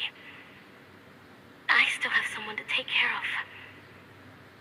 No matter what happens, I'll do my best to raise my son on my own. Huh? Is this a drawing? Seems like it was done by my mother. Oh my god. This blonde man was probably my father. But who are the other people in the picture? Huh? Why do a few of them look somewhat familiar? They do seem familiar. From the dates in the notebook, she probably drew this more than 30 years ago. I hadn't even been born yet. Maybe we were thinking too much. Oh, There are a few lines written in the diary about this as well. The one who invited us to the gathering is a talkative woman. Including us, 3 couples showed up. There was also a person who came alone. The talkative woman introduced everyone to each other. She spoke really quickly, so I couldn't quite catch everything she said. But I also didn't feel like asking her to repeat herself. My husband seems to be friends with the man with long ears. I couldn't really join their conversation, so I resigned myself to sitting in a corner and drawing in my notebook. I don't think I'd be able to become friends with any of these people, especially that stiff-looking couple. That man is certainly very handsome, but he would constantly alternate between disjointed and serious ways of talking. His wife is a bit more bearable. We were not acquainted with each other to begin with, and I doubt we'll see each other again after this gathering. The ambiance of this gathering is surprisingly pleasant, however. Talking to people can allow us to find some peace after a long day. Maybe my son will also partake in these gatherings in the future. I hope he'll be able to make many friends. Who would have thought my mother used to attend that kind of thing? It seemed she was only good at talking about her own work, and found it difficult to join into other conversations. As a result, she often kept to herself and would be off to the side, drawing. There's more written on the back. Oh, it seems like it was written to me. Kaveh, I was both overjoyed and distressed when I learned of your decision to continue your studies in Kasharwar. You are very talented, and I am confident that you will become an architect of much acclaim. However, the more talented you are as an artist, the more misery and anguish you may encounter. No one will be able to help you during your journey as an artist. But outside of your life as a creator, you can learn to form connections with other people and enjoy many other things in life. It's the only way to alleviate your suffering. Whenever you feel down, seek out a friend to sit and have a chat. You can accumulate joy and fulfillment by spending time with them.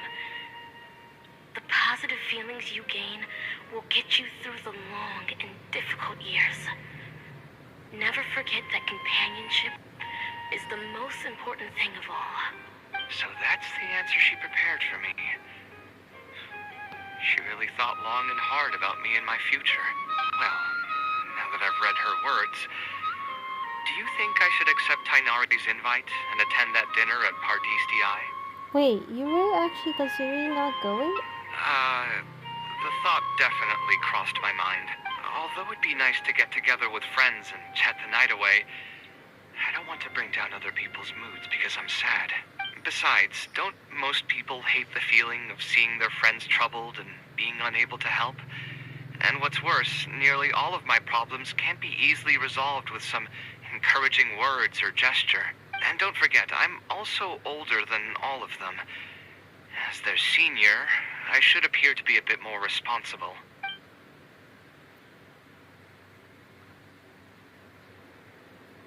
Wait, Tong, hold on.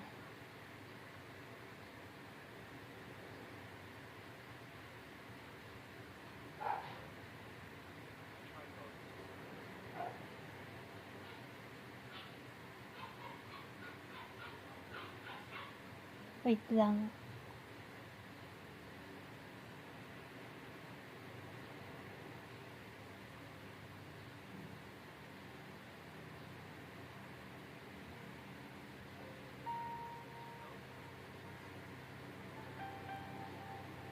But Tainari saw right through you.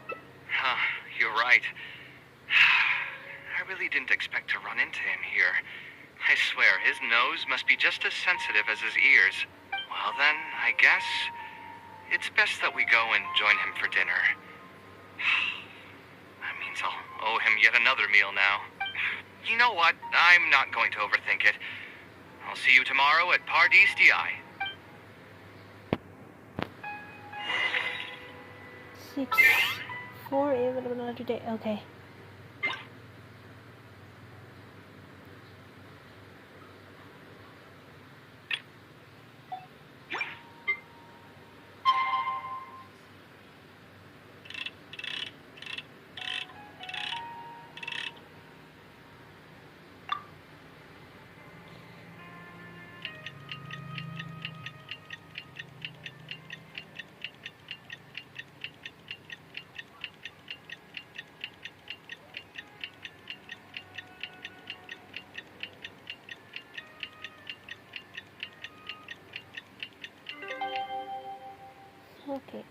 go. To the party stay at Tainari.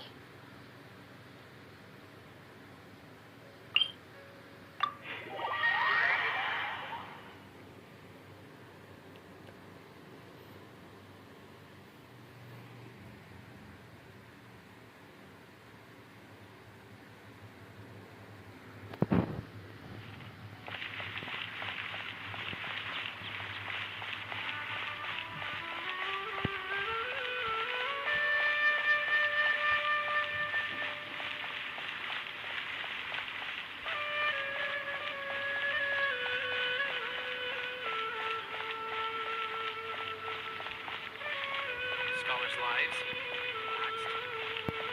There are those two boys, Sino and Tanai. Okay.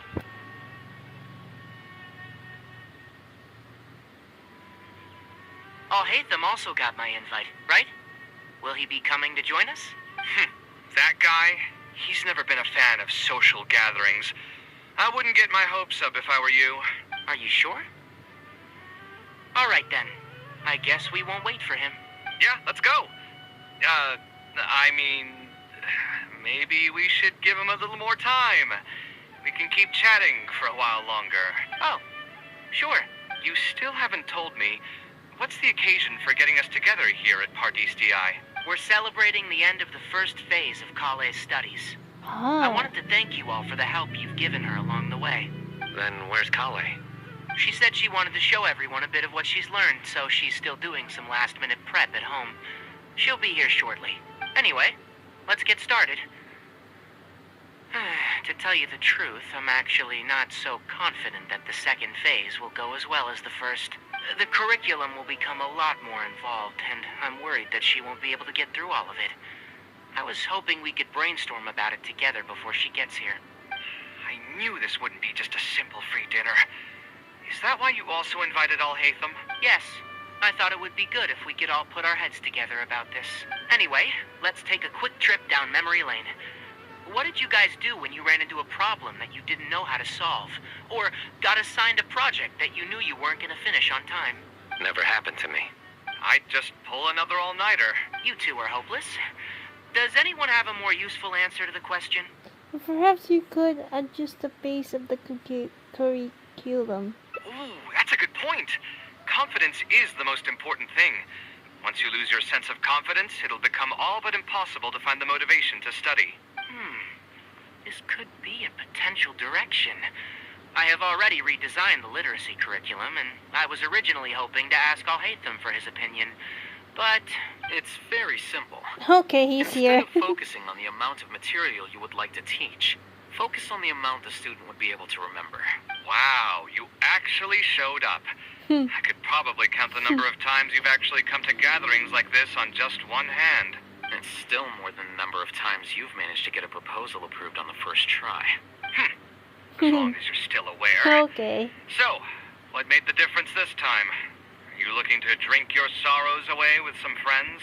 That's your purpose for being here, not mine. Don't project your ways of thinking onto me. So you're saying the only reason you came is to help Tainari with his brainstorming? Precisely. Kaveh will have a long road in front of her. Hey, just to get one thing clear.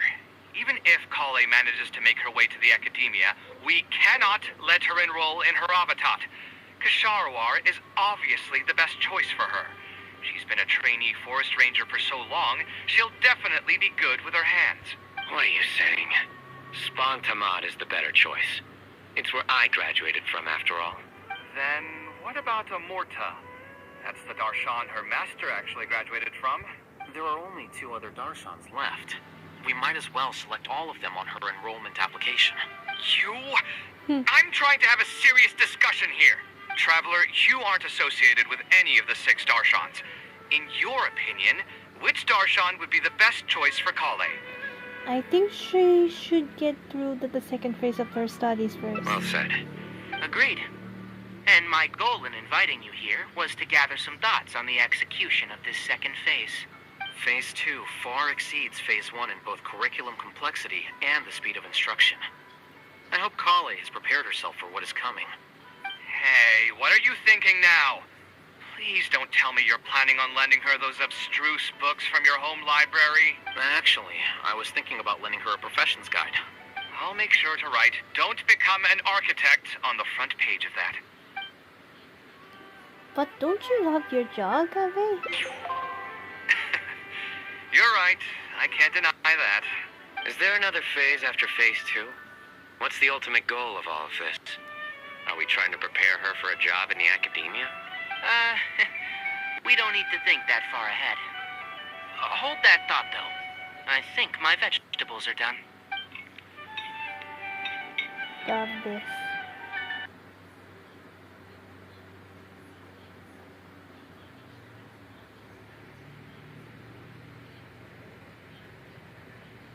Okay, apologies. I'm telling you, that client had no idea what he was The talking about. lag is so bad. No matter what I did, he forgot had to something wait down. bad to say about it.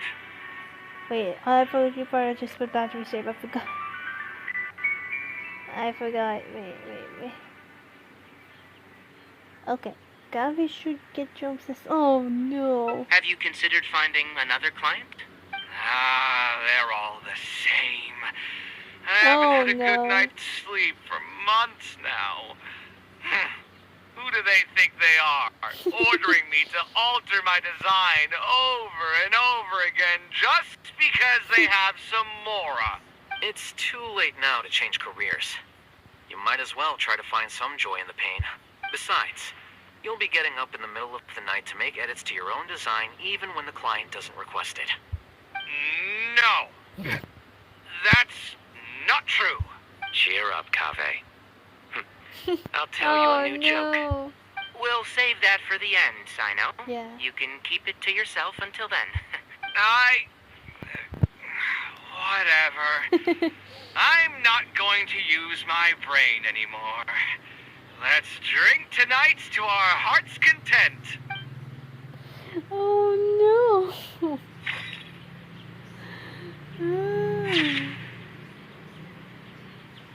Very good though. Fishing guys love these.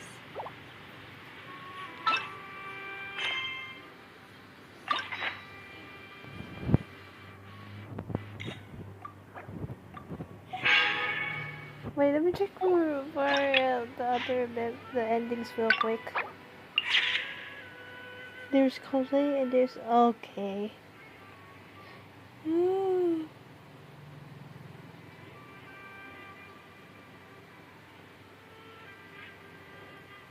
Hold on.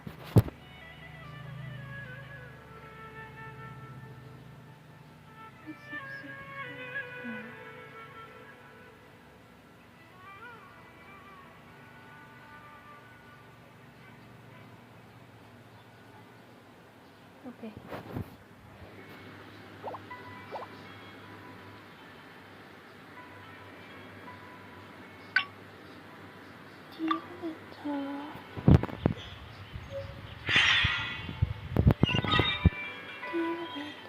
Okay.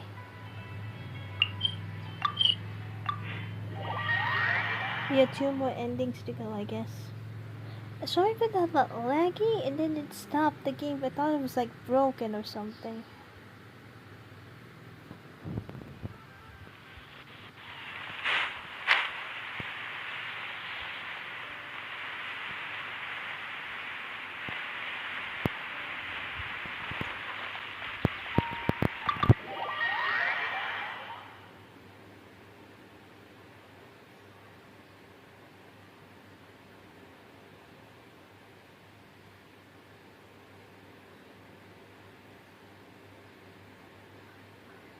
Alhaitham isn't in, so feel free to sit wherever.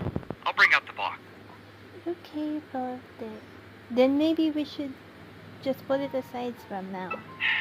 Yeah, you're right. Although I was hoping to find some words of wisdom from my mother, if I stop and think about it, her words may not be the advice that I need to hear right at this moment. Everyone's life journey is different. Traveler, you've visited many lands and met many people, so I'm sure you've run into situations where some advice wasn't exactly suitable for the situation at hand. I just got an idea, though. If I want to rekindle the creative passion that I had before, Instead of trying to unlock an old notebook, why don't I take a walk around the parts of town that had changed my life? What do you think? Sounds good to me. I'm glad you agree. Then let's start by taking a quick stroll around the academia.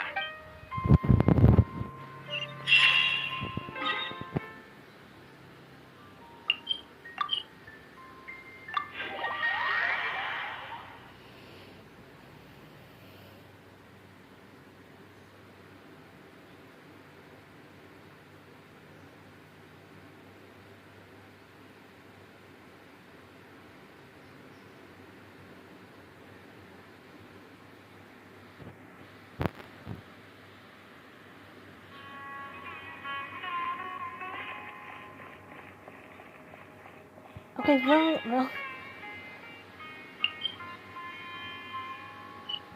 Think wrong section. I'm gonna go this way.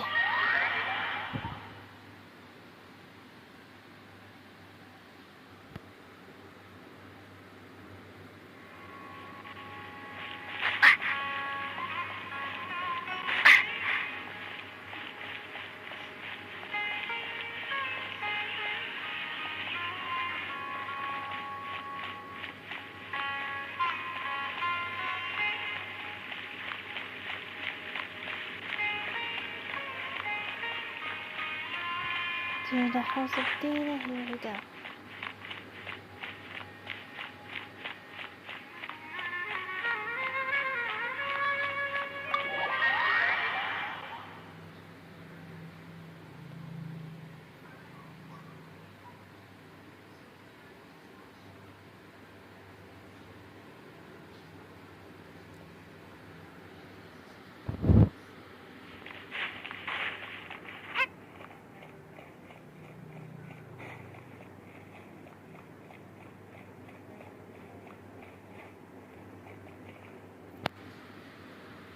Of all the places in the academia, I remember this one most.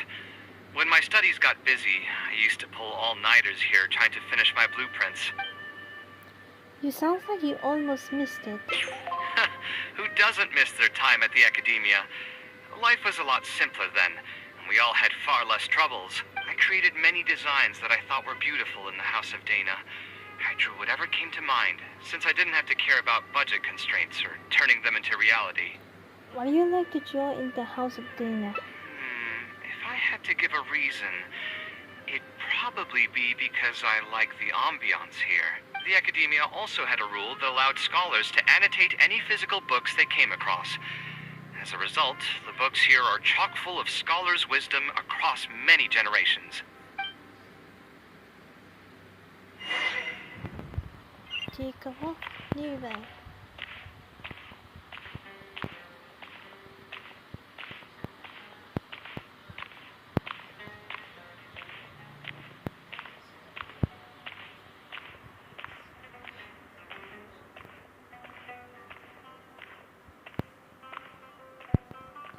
Oh, here, this is a great example.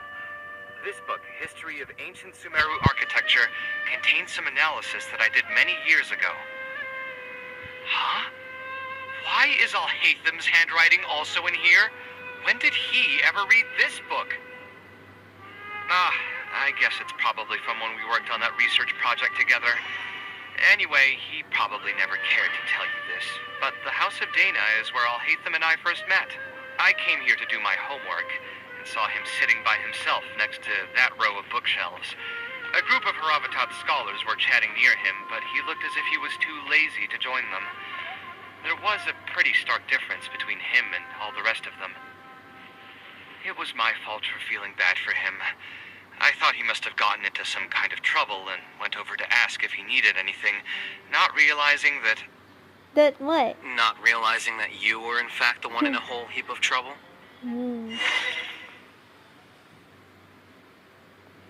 Okay, there he is. Alhatham? Why are you here? Okay. The House of Dana is a public space. Anyone can come here, no? But shouldn't you be at the records room at this hour? You're not here to watch me make a fool of myself, are you? You think I would derive amusement from watching you fall into depression over your life's various troubles? If that's the case, Then I suppose I must have been entertaining myself for years. I came here to pick up a few files. If your voice hadn't managed to get through my soundproof earpieces, I probably wouldn't have noticed you. All right. I admit I was probably overreacting just now. I wanted to know what happened next. Probably not when he's right here with us. As his senior, I shouldn't try to tarnish his reputation. There was nothing embarrassing or shameful about it. When I was still a student at the academia, I once collaborated with Kaveh on a research project. A collaboration is usually beneficial for all parties, but due to issues with our personalities, we ended up going our separate ways before completing the project. We had a number of differences, and they remain unresolved even today. But there's no point going into that right now. The more important question is, why are you at the House of Dana? Kaveh is feeling a little... As a senior scholar, isn't it my responsibility to offer my friend a quick tour and explanation of the academia's architecture? I see. Then let me guess. Your next stop will be the pavilions around Razan Garden? Our famed architect sure loves showing off that corner to all his friends. Oh, and Kaveh, a lot of the books you annotated have been moved to the innermost section of that bookshelf over there. You'll have to dig them out yourself if you need to find them. Huh? But why would you know that? Don't tell me you finally had an epiphany and realized that there's great virtue in respecting your elder's work. Sure, if that will give you some self-confidence. Leave any words of thanks you may have to the ex-Grand Conservator. The last time he was here, he was complaining that he had received reports from current students. The main grievance being that the annotations are too long and difficult to read. As a result, the books you annotated have been moved to the back shelves. What? But all of my annotations were extremely important. Instead of reporting me, they should have been thanking me for my service. The notes that I took, they couldn't have asked for a better analysis of those books. Okay, just you wait. I'm going to fix this right now. I'll dig all the books out and return them to the proper shelves. Oh, we'll wait. But waiting is about all we can do. Anyway, you were about to say he's feeling a bit down? He was put through the ringer recently by a particularly different client. Put through the ringer. What an interesting phrase. I assume he used those exact words himself. It doesn't seem far from the truth, though. He probably did suffer quite a bit, that's true. He always spends a lot of time editing his proposals, with the goal of satisfying as many of the client's preferences as possible. But the satisfaction of one client will not translate to general satisfaction with his work. Many problems in life can only be solved by a fundamental change of attitude. As the leading genius of Ksharawar, Kaveh should have both the right and the confidence to reject any unreasonable demands. There are plenty of architects in Sumeru who are inferior to him in skill, yet far more irascible in temperament. What's more, there are plenty of people who look up to such individuals as paragons of staying true to one's principles. So the problem is with Kaveh. Clearly, his predicament is inevitable, since he holds other people's feelings as more important than his own. Of course, each person is different, and we should respect the paths that they have chosen for themselves. Admonitions will serve no purpose. People tend to succumb to familiar pitfalls, and this is especially true for those who believe it's their duty to carry more burdens on their shoulders.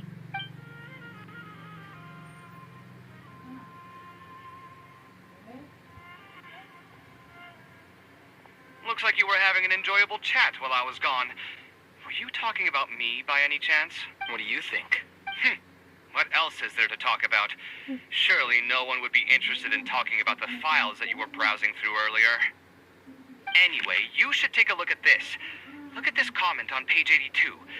Dear Kaveh, thank you so much for annotating this book in such detail. It was a great help to me.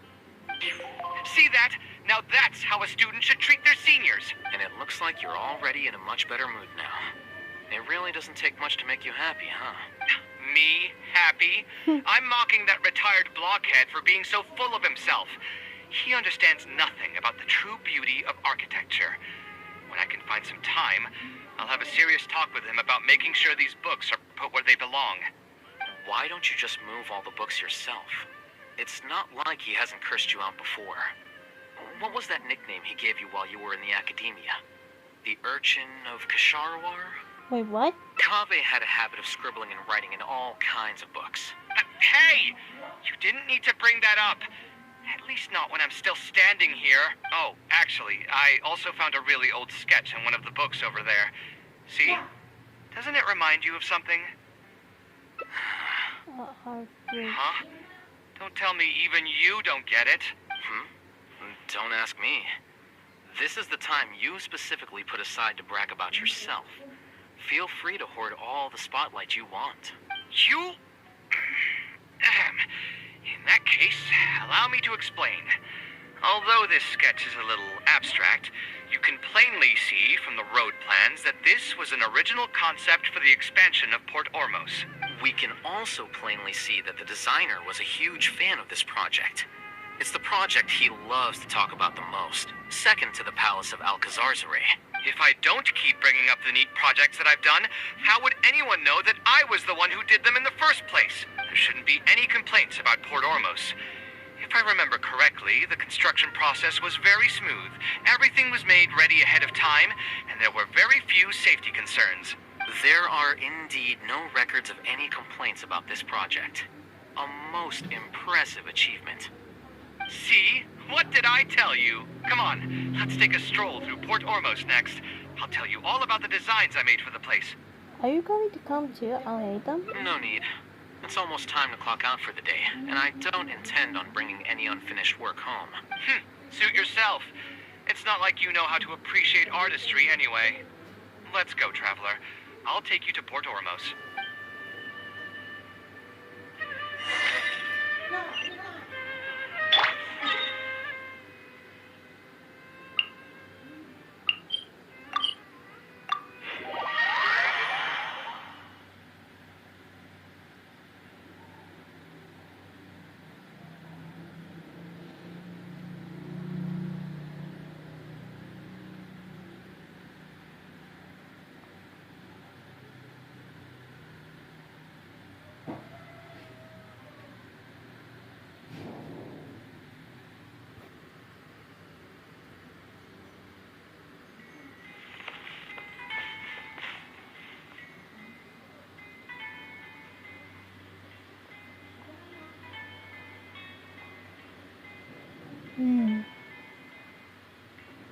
Port Ormos.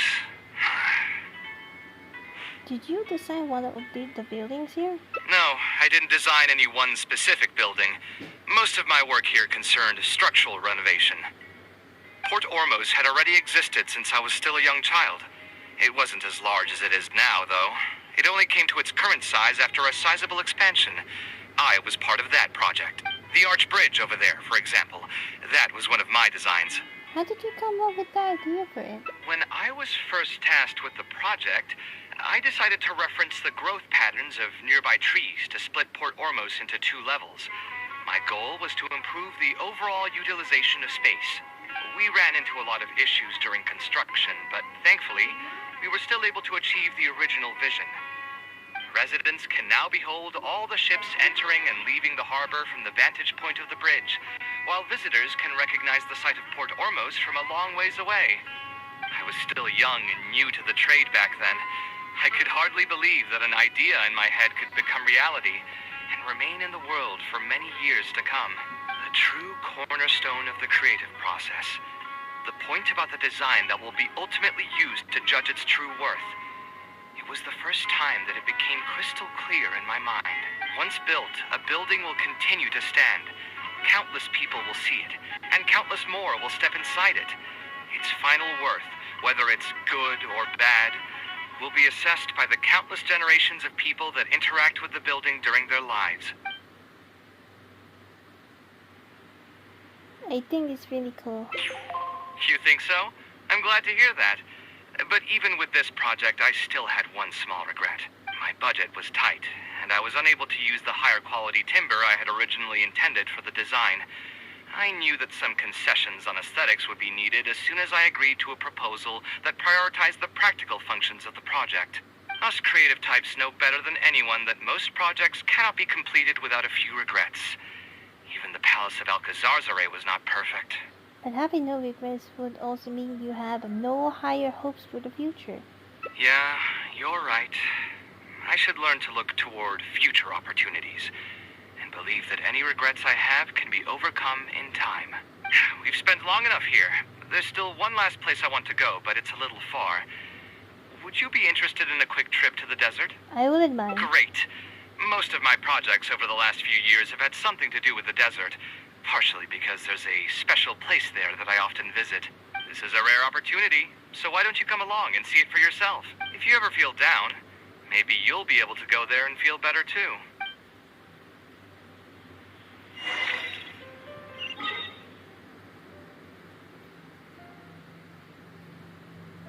Oh, you did this. Oh, okay.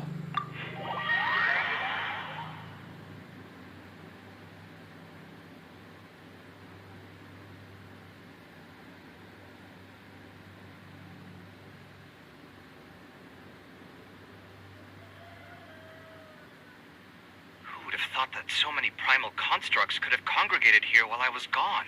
We won't be able to sit and talk peacefully with these guys around. Let's clear the area. Okay. Oh. I'll protect us. Evil conquering! Worthless!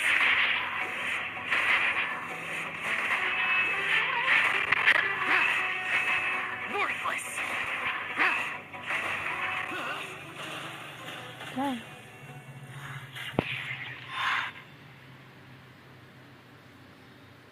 Isn't this place great? I often come here to clear my mind when I'm dealing with a difficult situation. You know what I mean.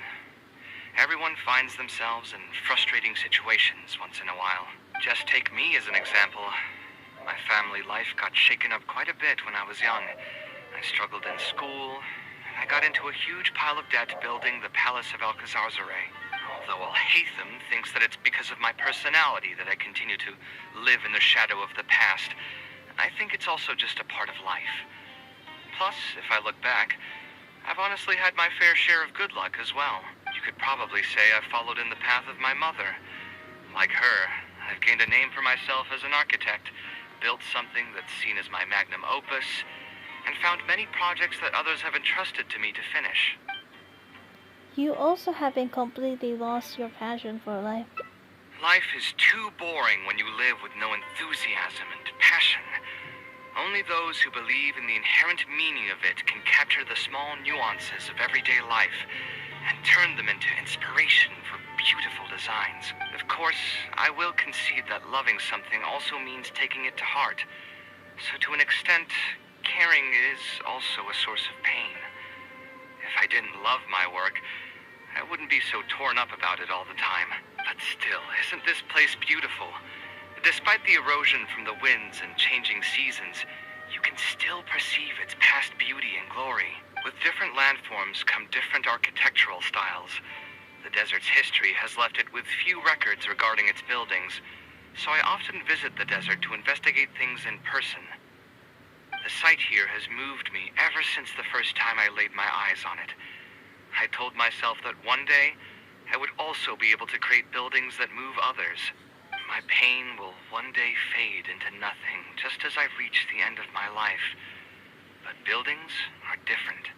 They are far more valuable than most materialistic things, and far more durable than human flesh. As long as there remain souls in the world who can decipher the meaning behind them, they will also have acknowledged me across the vast stream of time. If you were to ask me what art is, that would be my answer. You think so? But I feel I've always been like this. I'm very proud of it. Remember that question I brought up before?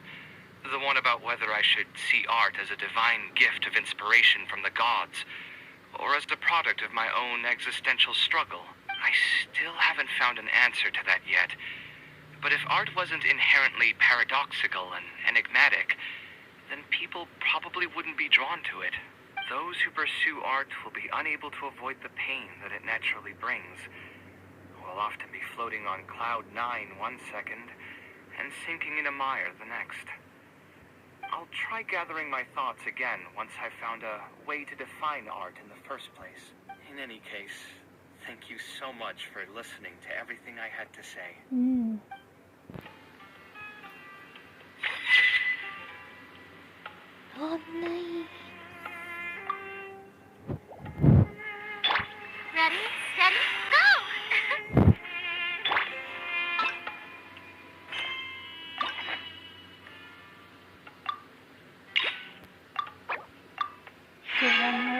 to the hall. Okay.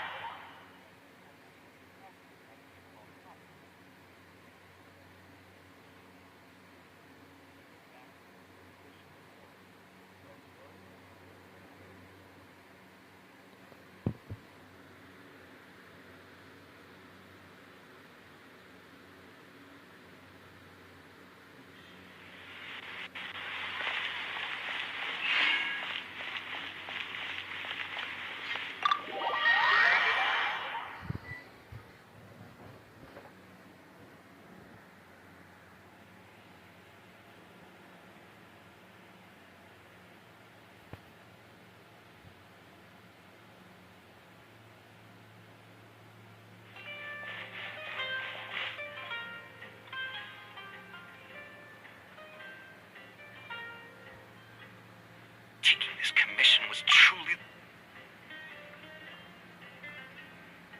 Exactly. So our thought...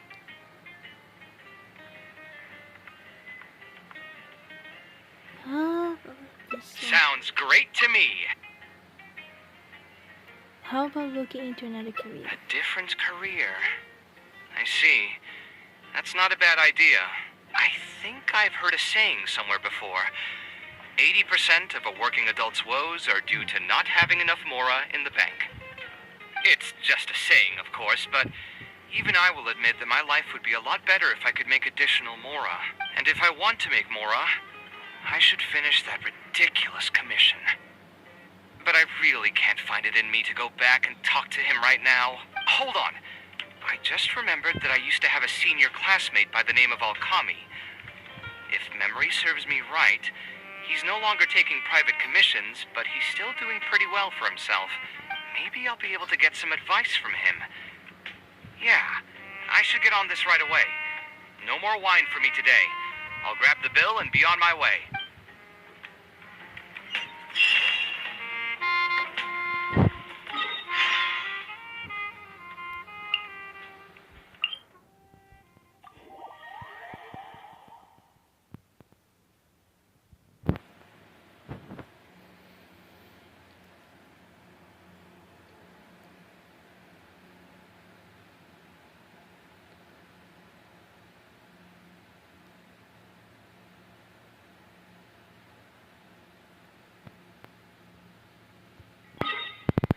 Go back, go back, go back, go back, go back.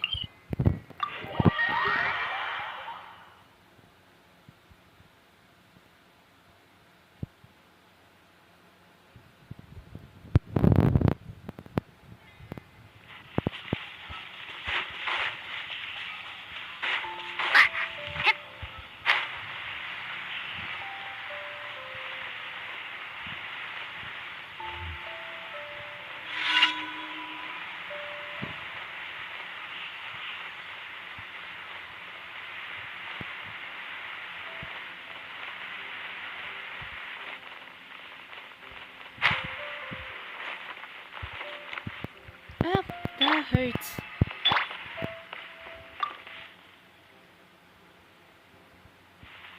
Ah, Kaveh, it's you. It's been a while. What have you been up to recently? Yeah, it's been a long time, Alkami. Things haven't changed much for me. I'm still taking private commissions for all kinds of projects. I heard that you were the genius behind the Palace of Alcazazare. I bet you're all set for Mora after a project of that size. Well, it's hard to make a profit from every project, you know. Hard to make a profit? You've got to be joking. I've never met an architect who didn't make a profit from a project. Unless the client fled before they paid the commission fee in full. But that doesn't sound right either. Doesn't Dory have a pretty decent reputation in our local business circles? I don't think she's ever been involved in any kind of big scandal. Well, about that. I mean, it was complicated. I understand. Either way, doing one project after another sure gets exhausting over the years, huh? I've been there, so I can feel your pain. I mean, I obviously never had your reputation to live up to. That must have been stressful. But I'm sure we faced all the same problems. Trying to keep your client in a good mood while you're trying to stop them from micromanaging things they don't know the first thing about. I don't miss it. Thankfully, that's all behind me now. Do you start a new career? Not exactly. My work is still closely related to architecture. Judging from the look on your face, you're still strapped for Mora. That's quite unfortunate. You're the most artistically gifted graduate the Kasharawar Darshan has seen in decades. But it looks like you still have a lot to learn in terms of making Mora. With that said, us Kasharawar grads should still look out for each other. What if I told you about an idea that'll absolve you of all your Mora troubles going forward? Are you serious? But something like that has got to be some kind of top-level business secret. Are you sure you can just share something like that with me? Besides, I don't want to just take something like that without offering anything in return. I still have a little Mora. Or is there something that I can help you with? Oh, you're too kind. This is just a simple tip. Even if I didn't bring it up, I'm sure you'd hear it from the others sooner or later. The idea is this. I recently opened up a training center with the goal of educating people in architecture design. Compared to the classes taught by those old fossils at the academia, my classes are more condensed and streamlined and will allow people to quickly get their foot in the door. Unlike the academia, I won't turn down anyone who's interested, rich or poor. As long as someone wishes to learn more about architecture, I'll accept them into my training center. It just so happens that I'm still looking for a few more instructors. So, what do you say? Interested in coming over to give a few lectures?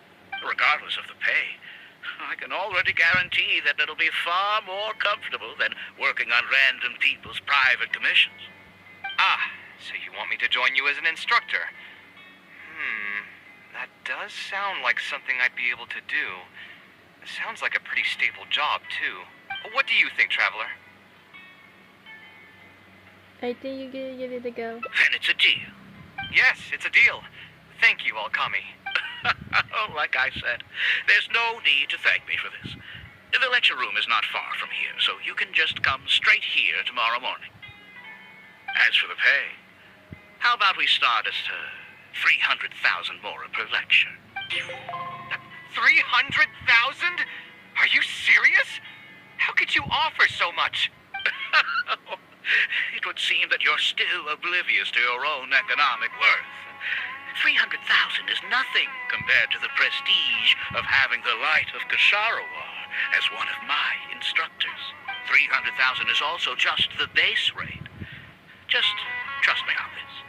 The longer you stick with me, the more you'll come to understand your true value in the market. I have to go make some preparations now. See you tomorrow. I was never particularly close with Alkami when we were in school. Who would have thought that he'd be so nice and friendly? I've hosted free lectures before, but this would be my first time being hired to lecture for a formal business. 300,000 Mora per lecture. Whew. I'm so excited that I'm starting to get nervous. I'll join you for the lecture. Thanks so much. I think I will be able to relax a bit more with a friend in the audience. Now, what should I talk about tomorrow? Some lessons I've learned over the past few years? I should probably save those for later. For my first lecture, I should start by getting them more interested in the field. All right, let's meet here again tomorrow morning. I should hurry home and create some kind of lesson plan. If I'm going to become an instructor, I should make sure I show up prepared.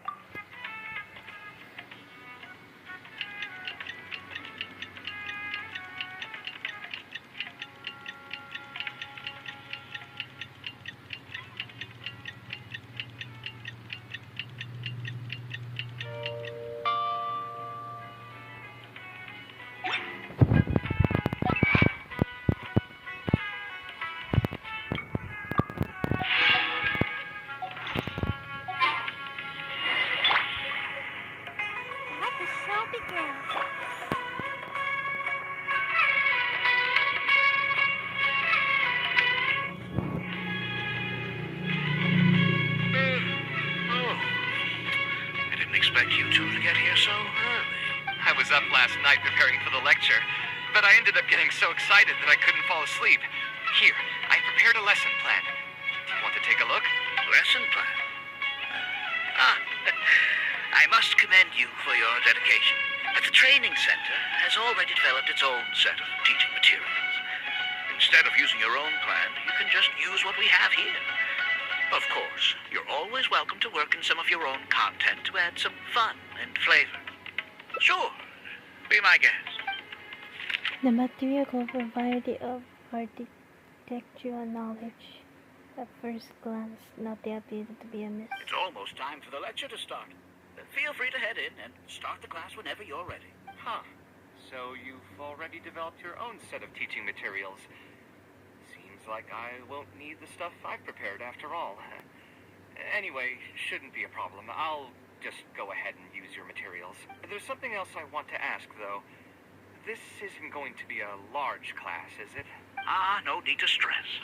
There are only 20 people in this class. There are 14 classes at my training center.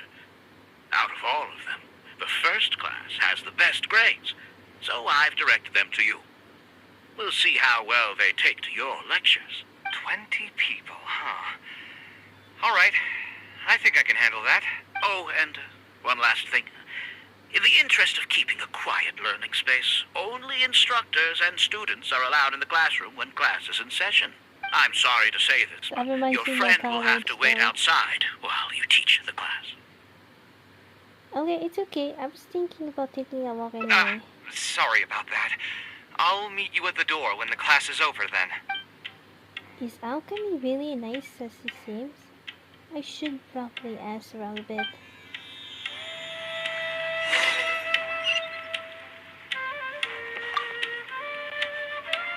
Hey there. Can I help you? I was wondering if you know anything about him. Oh, Alkami? You mean that rich guy who's been making quite the name for himself? Yeah, he commissioned a set of furniture from me a while back. Paid a great deal of mora for it, too. I heard he earned a fortune working as a renowned architect. Now he's opened a training center so others can follow in his footsteps. If the tuition wasn't sky high, I'd enroll my child in a heartbeat. Architecture really sounds like a lucrative profession.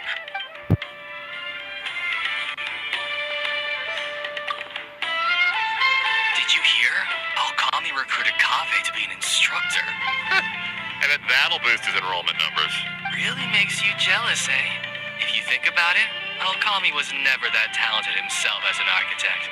If we're just talking about professional skill, no one would pay for a class with him. That's true, but you've got to admit, his advertisements are really effective. After all, the academia only admits those who can pass its entrance exam. So only a few people could hope to study architecture in the halls of the Kasharwar. For those who can't pass the exam, or who just want to jump straight into the industry, the training center is the best bang for the mora. Man, to have that kind of business acumen.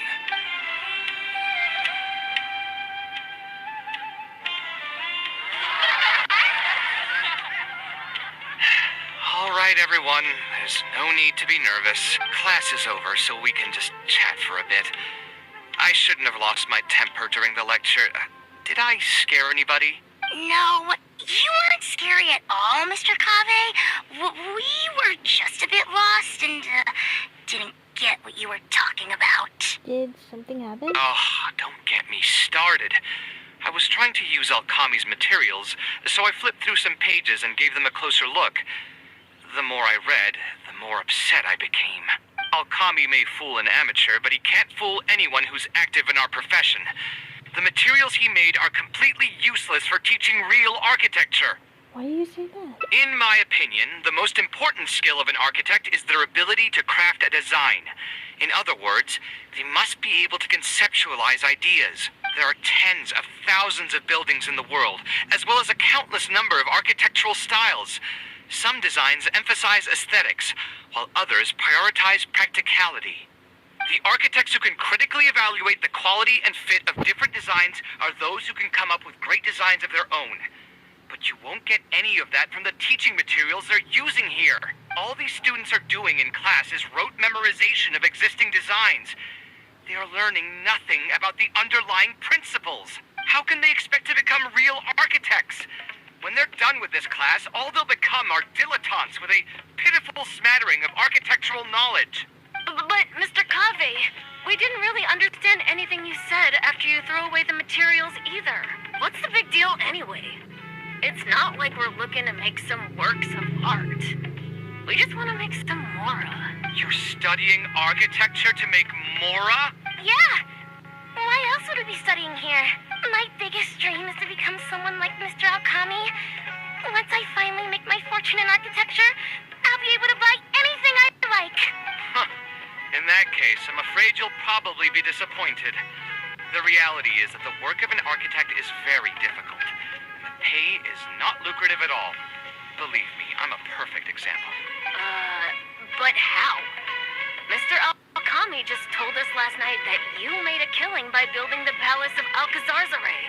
He also said that as long as we graduate from his class, waves upon waves of people will reach out to us with private commissions, and we can just sit back and wait for more to fill up our pockets. It won't be long before I can put these miserable days behind me. Come on. You all believed everything he said? But Mr. Alkami is really rich, isn't he? You... It's pointless trying to argue this with you right now. You've already filled your heads with pipe dreams. Let's go, traveler. Let's hear about Alkami's true plans from the man himself. What's going on, though?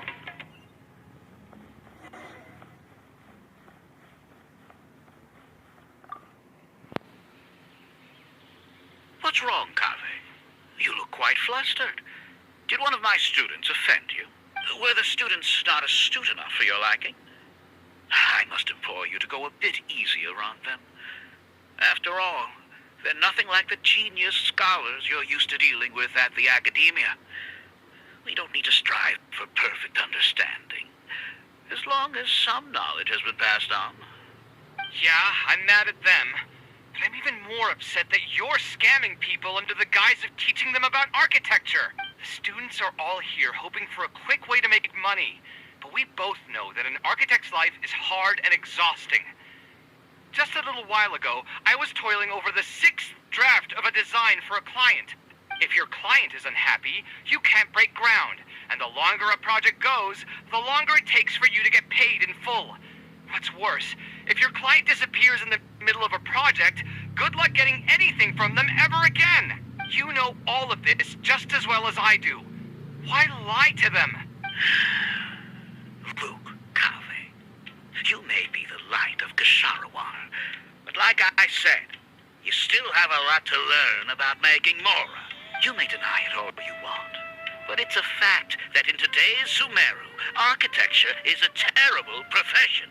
Our clients care very little for the effort we pour into our designs. Instead of appreciating us, they spend all their time nitpicking details and demanding changes, often forcing all kinds of ridiculous ideas onto us. I suppose that's more or less true. Go on. Why should we cling on to a profession that's difficult and unrewarding? If the field is dying, then a person who still wants to make a good living will just have to change their strategy. If it's near impossible to make money as an architect, then why not just establish a training center and train other people to become architects in our stead? Wait, how does that make any sense? Aren't you just leading them into the same trap?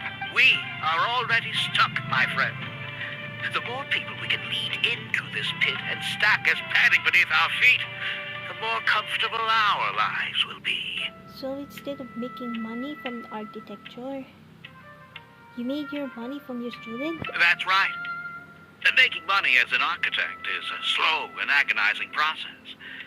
In comparison, earning tuition from a training center is far easier. None of the students will ever know, however. In their eyes, all of my income was earned during my years as an architect. It's easy for them to fall for my promise. After all, everyone wants to live the dream of being the person who can spend millions without batting an eye. The more students I get, the more money I earn.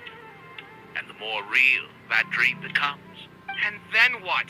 Once they graduate, they'll still find out the truth about architecture and struggle to stay afloat amid all the problems we already talked about. When that happens, your facade will pop like a soap bubble. No one will believe you anymore. Ah, but that's just one way to look at the problem.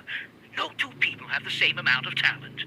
Even if they fail to strike gold in the future, you can't say that it's my fault and mine alone. Oh, and also, I never actually promised that they would achieve financial freedom as long as they become architects.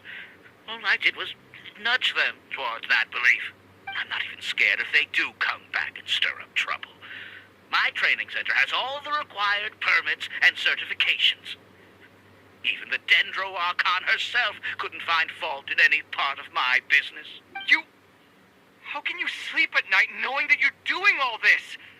Tell me, is your heart carved out of brick and stone? I can't believe that I once saw you as a decent human being. I am beyond disappointed in you. And the same goes to you. How many years has it been since you graduated from the academia? If you still can't accept something like this, do you just plan on keeping that worthless naivete of yours until the end of time? Only fools will see art as revered and sacred. In the end, art is just another business. Being successful at running a business is an art form in itself. I urge you to think about what I've said. Offloading your pain onto others is the only way a person can live comfortably in this world. As the light of the Ksharowa, you've accumulated plenty of fame and respect. It's high time that you use those resources to improve the circumstances of your own life. Think it over, Kaveh. I still believe our collaboration could be very fruitful. He's gone now. I'm so mad. I feel a headache coming on. There's nothing more I can say to him. I'll resign from my position as instructor. You give up on the more? Of course. I'm sure you've realized that as long as I remained at this center, he would be able to use my name to advertise this place. Even if I just sit back and do nothing, others will be deceived and suffer because of me. He is right about one thing, though. These kinds of training centers are everywhere. And even if the academia was to find out about it, it's unlikely that they would take any real action against it. The most that they could accuse him of is false advertising. And even that would be hard to prove.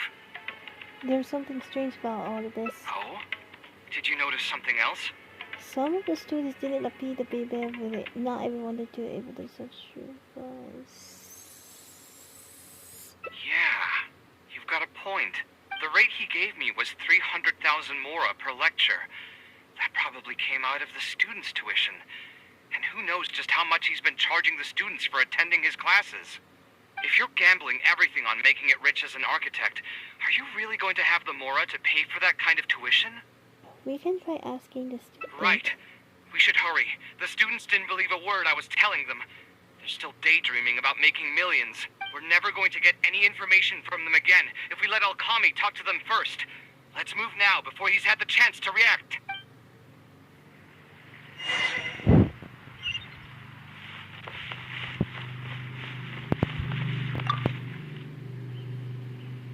Oh, Mr. Kaveh? What are you doing back here? Class finished a while ago, but you're still here. Why haven't you gone home? I wanted to stay for a little longer. I'm still thinking about everything you taught during the class. Even though a lot of it went right over my head, I still thought the houses you drew were really pretty. Of course they were. All the examples I drew were world-famous landmarks. Each one was the magnum opus of a celebrated architect. It's a good thing that you could recognize them for their beauty.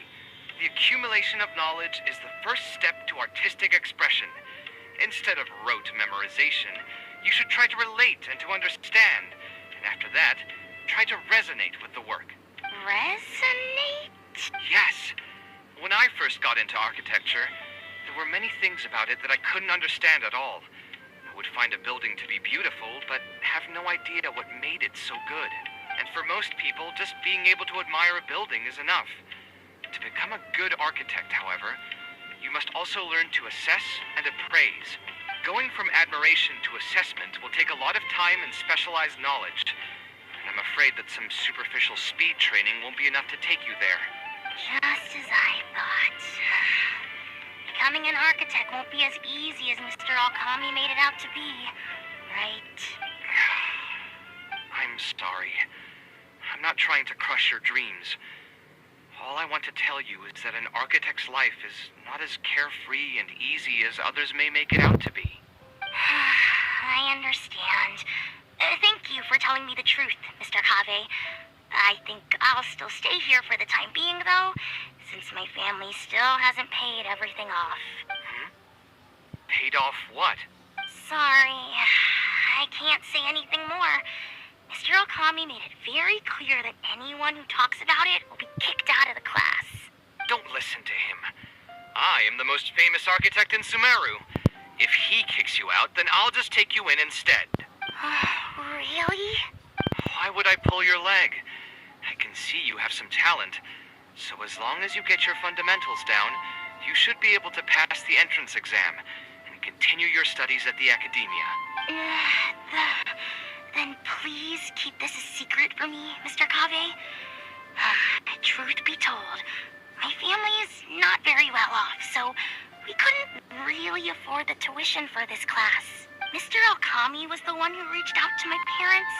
He told them that he knew a merchant by the name of Bahar and that we could get a loan from him. He told all the students that once we graduate, people would come flocking to commission us for projects. If everything went well, we'd be able to pay off everything in just a few years, and all the more we make after that would be ours. How much did your family borrow from this merchant? I think it was several million mora. And what was the interest rate? I'm not really sure. My parents were the ones who signed the contract. All I know is that the stack of papers was as thick as a slab of rock.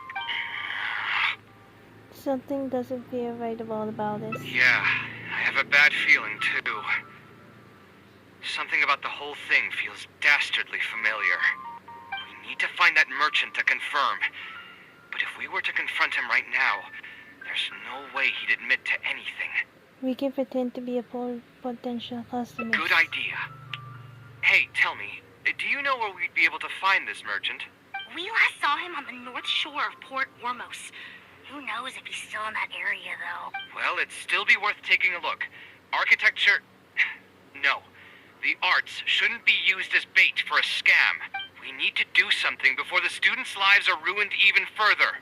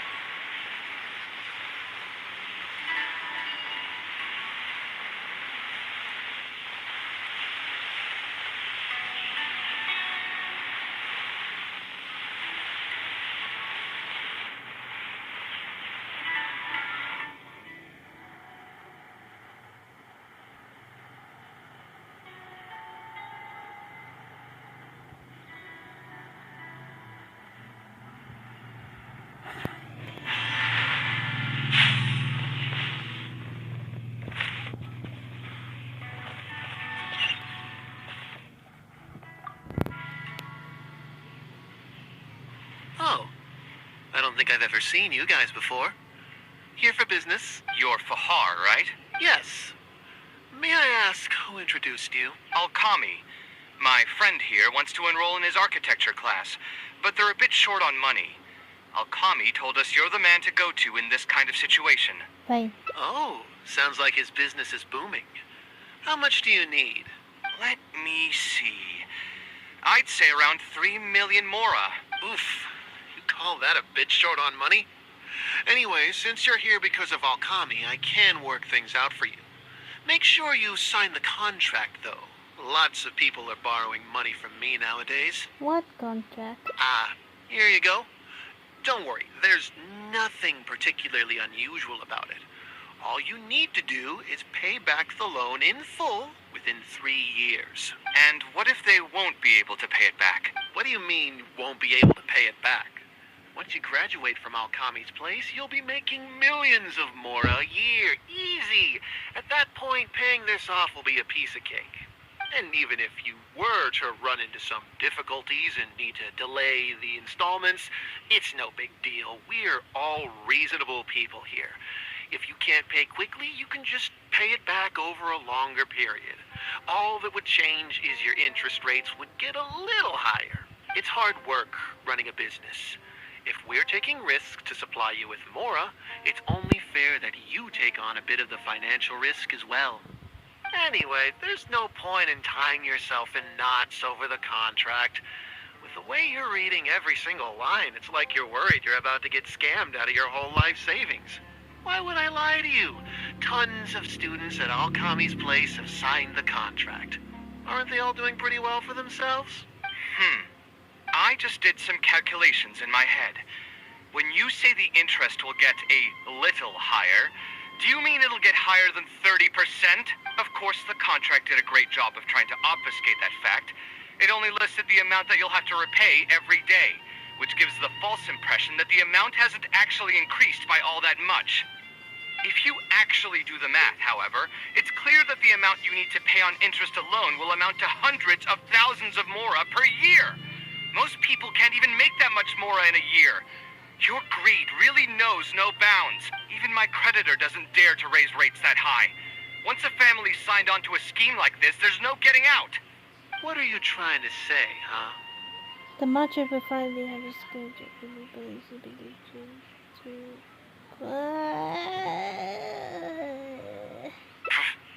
I figured something was off when two well-dressed people came looking for a loan. Think you got the better of me? Too many people are sticking their noses where they don't belong these days. Luckily for me, though, this is a pretty secluded spot. Hey, come out and teach these guys a lesson! Eremites? I've already fought off more than my fair share of them when I was working in the desert. There are only a few of them, so they shouldn't pose much of a threat. Marak, you're up!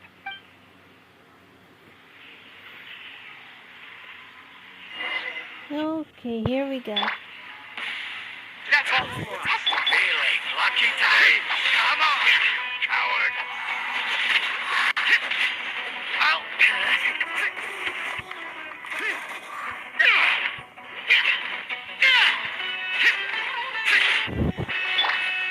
Terminate!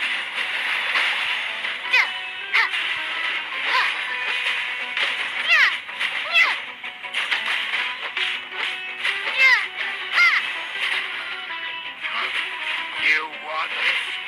I'll be back.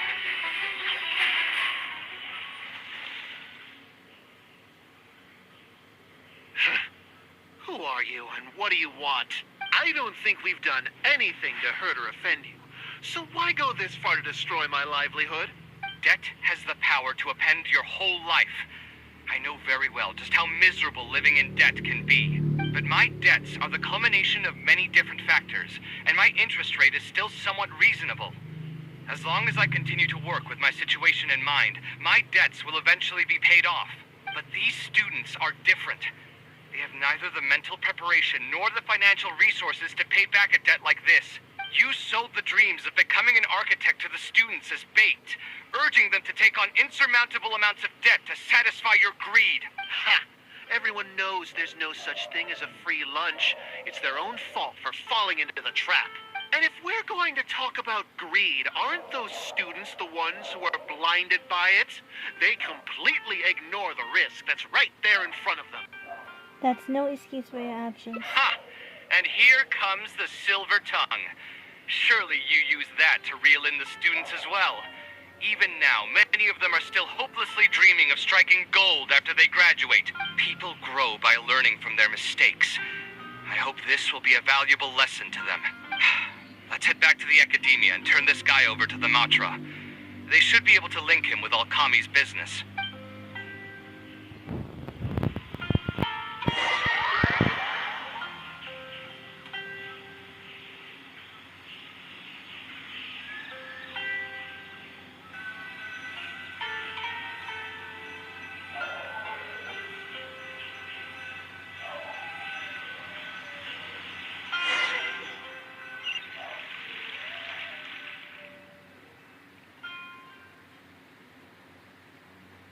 Sino?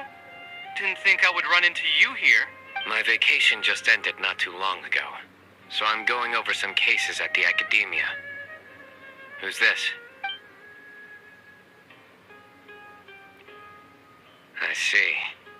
Charging an interest rate over 30% indeed constitutes a crime, as it is highly likely that Alkami is also benefiting from this scheme. The Matra will open an investigation on him as well.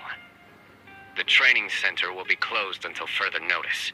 Any funds we manage to recover from the suspects will be returned to the students. It's unclear how much we'll be able to get back, however, given their extravagant spending. That should still be enough. Once the students realize the error of their ways, they won't fall so easily for such traps in the future. Anyway, thank you for your help. I hope this won't be too much trouble for you. It's no trouble. Just another day at work. How did you two get tangled up in this anyway? Alchemy tried to hire Kaveh as one of his instructors. Did you accept any mora from him? He promised to pay me 300,000 mora per lecture, but I resigned as soon as I finished the first session. I didn't take a single coin. Ah, that's good. What do you mean, that's good? Would you have taken me into custody as well if I had actually accepted any mora? I wouldn't have gone that far.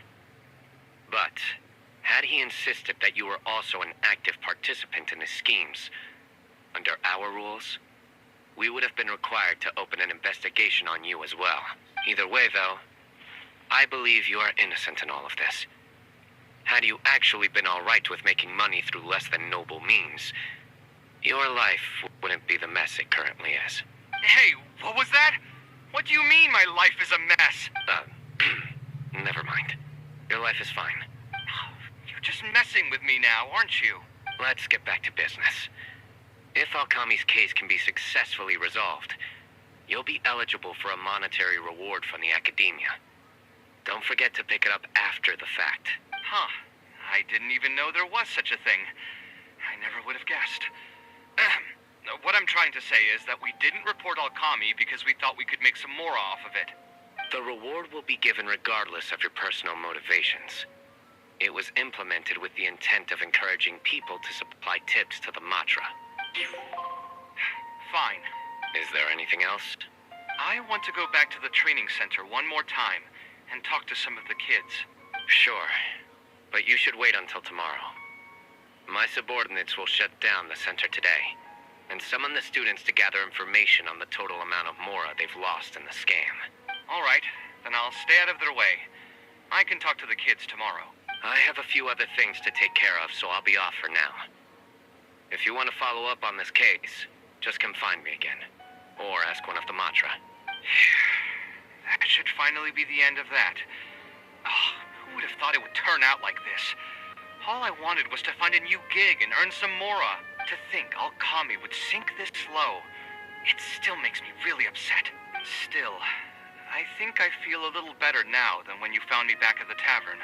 Oh, how so? It's a little ironic, but you could say it's because I've realized that there are many circumstances in the world that are even worse than my own. Now that I've seen such things firsthand, I suppose I've earned a new sense of appreciation for my life. How should I put it? I'm pretty stubborn when it comes to my profession, so I often argue with my clients. The arguments are usually extremely frustrating, and every once in a while I'd wonder if I only became an architect because fate wanted me to pay for some sins I'd committed in a previous life.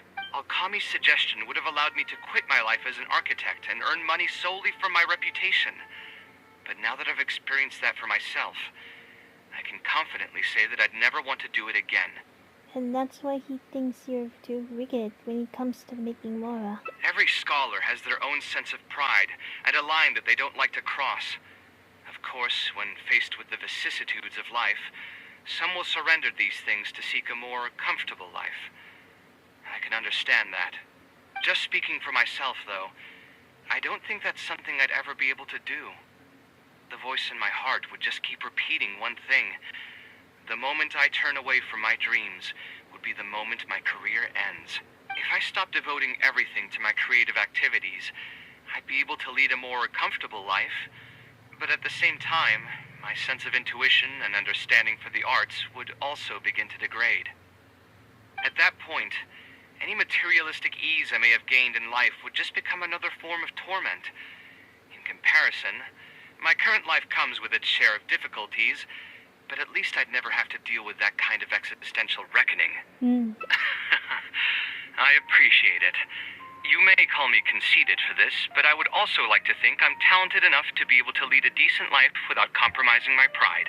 It's certainly not easy, but I want to keep at it. My thanks again for being such a great help throughout all of this. I'm planning to pay another visit to those kids tomorrow. Want to come with me? Sure. All right.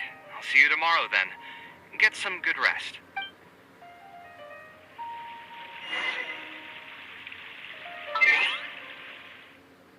Oh, there's Nahida. Nahida and Wander too. From the event of the summertide, what is that? Summertide Scales and Tails though. That's them. Wait, should I talk to them now?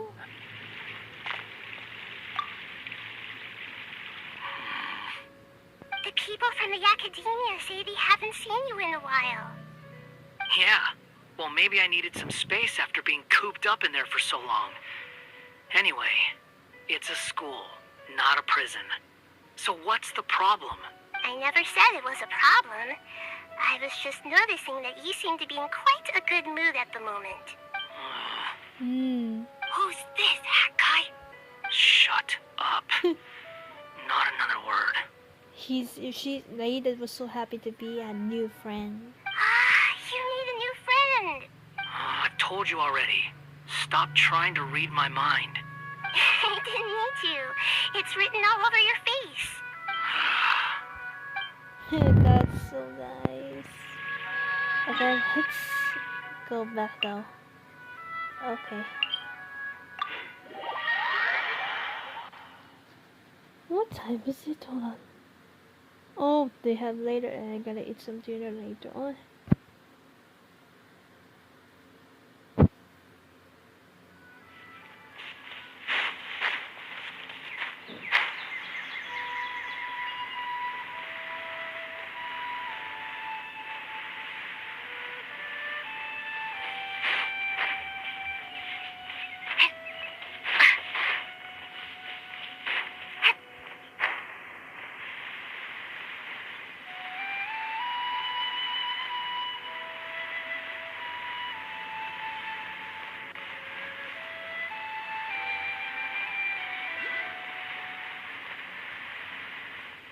Love the music, Sumeru music.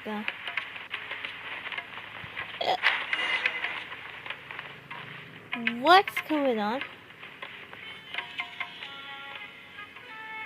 I never would have guessed Mr. Okami was a scammer. The training center has been shut down, and the Madra have promised to return some of our tuition. But we've already spent so much time on this class. What should we do next? Mr. Kaveh said we can keep working on our fundamentals and try to get into the academia. Easier said than done. If it was easier to get into the academia, none of us would have signed up for the class in the first place. Only the best of the best can get into the academia studying on their own. Mr. Kaveh might be willing to teach us. Why? What reason does he have to stick around? So, you're the only ones that showed up today, huh? Huh? Kaveh's here. Now, that's Mr. Kaveh to you. I'm here as your instructor, so let's keep things a little more proper. I'll keep instructing you for a while longer, and pass on the message to the other students. As long as someone wants to come, they can join the class. Oh, also, I'm usually pretty busy, so I'll only be able to teach architecture fundamentals on my days off. Another disclaimer. I can't promise that you'll all be able to understand everything I'm going to teach. Architecture is not an easy profession. Aesthetics aside, even the basics of safe design can already be a handful for most people. If you want to design safe buildings, you'll have to go through a systematic study of structural engineering. And just as a heads up, all of this will be a huge step up from the superficial stuff you were learning before. It'll take both talent and perseverance to get through the course. I don't want to hear anyone say that I didn't warn you. We'll try our best. It seems some of you are really serious about this after all. All right, everyone, pack your stuff up. No need to prepare much for today's class. We're going to go on a quick field trip. Where? You'll know once we get there. Come on, let's get going. We'll be off once everyone's grabbed their pencils and sketch pads.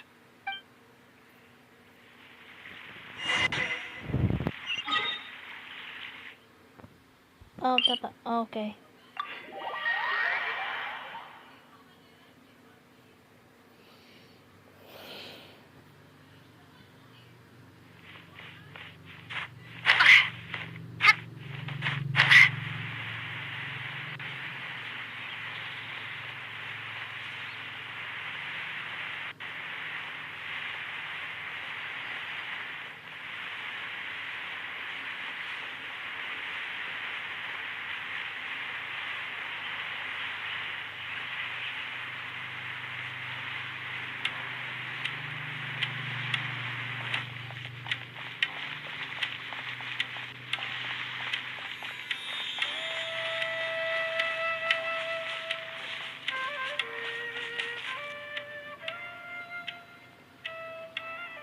That place?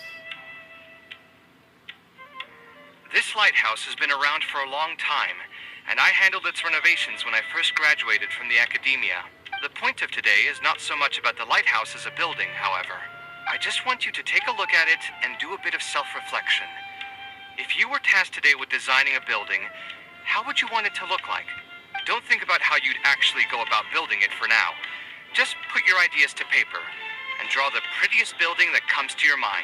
So, it can be, any kind of building? Yep, as long as you think it'd look good. It doesn't even necessarily have to be a building. If you want, you can draw trees, the ocean, or even a garden area. Draw whatever you'd like. What's the point of this? In my experience, it's best to approach the study of architecture from a point of personal interest, rather than for the sake of a career. Both the study and practice of architectural design are extremely difficult. A person who's forced to work on projects that they don't resonate with will only struggle and suffer. So at least for today, I hope the students will be able to create something that they enjoy. There's no need to think about it too hard. They'll have plenty of time in the future to revisit the design and make changes. What do you think? Want to try your hand at it as well? Don't forget that this is a free class from Mr. Kaveh, the Light of the Kisharawar. On a normal day, this would cost you 300,000 mora. Nice. Oh, that was the longest ending ever. Wow. Done for Kaveh ending. Next one on next Tuesday. So we'll do Kaya's Hangout event, and then on next Friday we're gonna do Lynette's Hangout for the last Hangout event before the close of the college. Let me just open these, hold on. And then let's get here. There we go. Alright guys, I think that's it for today guys. Yeah, Kaveh's Hangout dress. The architecture heart of the man. Nice. So anyway guys, I think that's it for today guys. And I hope you guys enjoyed this video. Oh my god, I love the ambulance here. When the Kaveh is put in this class. Alright guys, everyone, okay, that's it for today guys. I hope you guys enjoyed this video.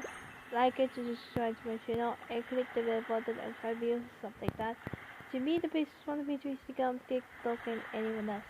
Anyway guys, thank you so much for watching this live stream for 3 hours long. So thank you so much for watching, and see you guys in the next video. Princess Angel is here and out now. See ya. Bye.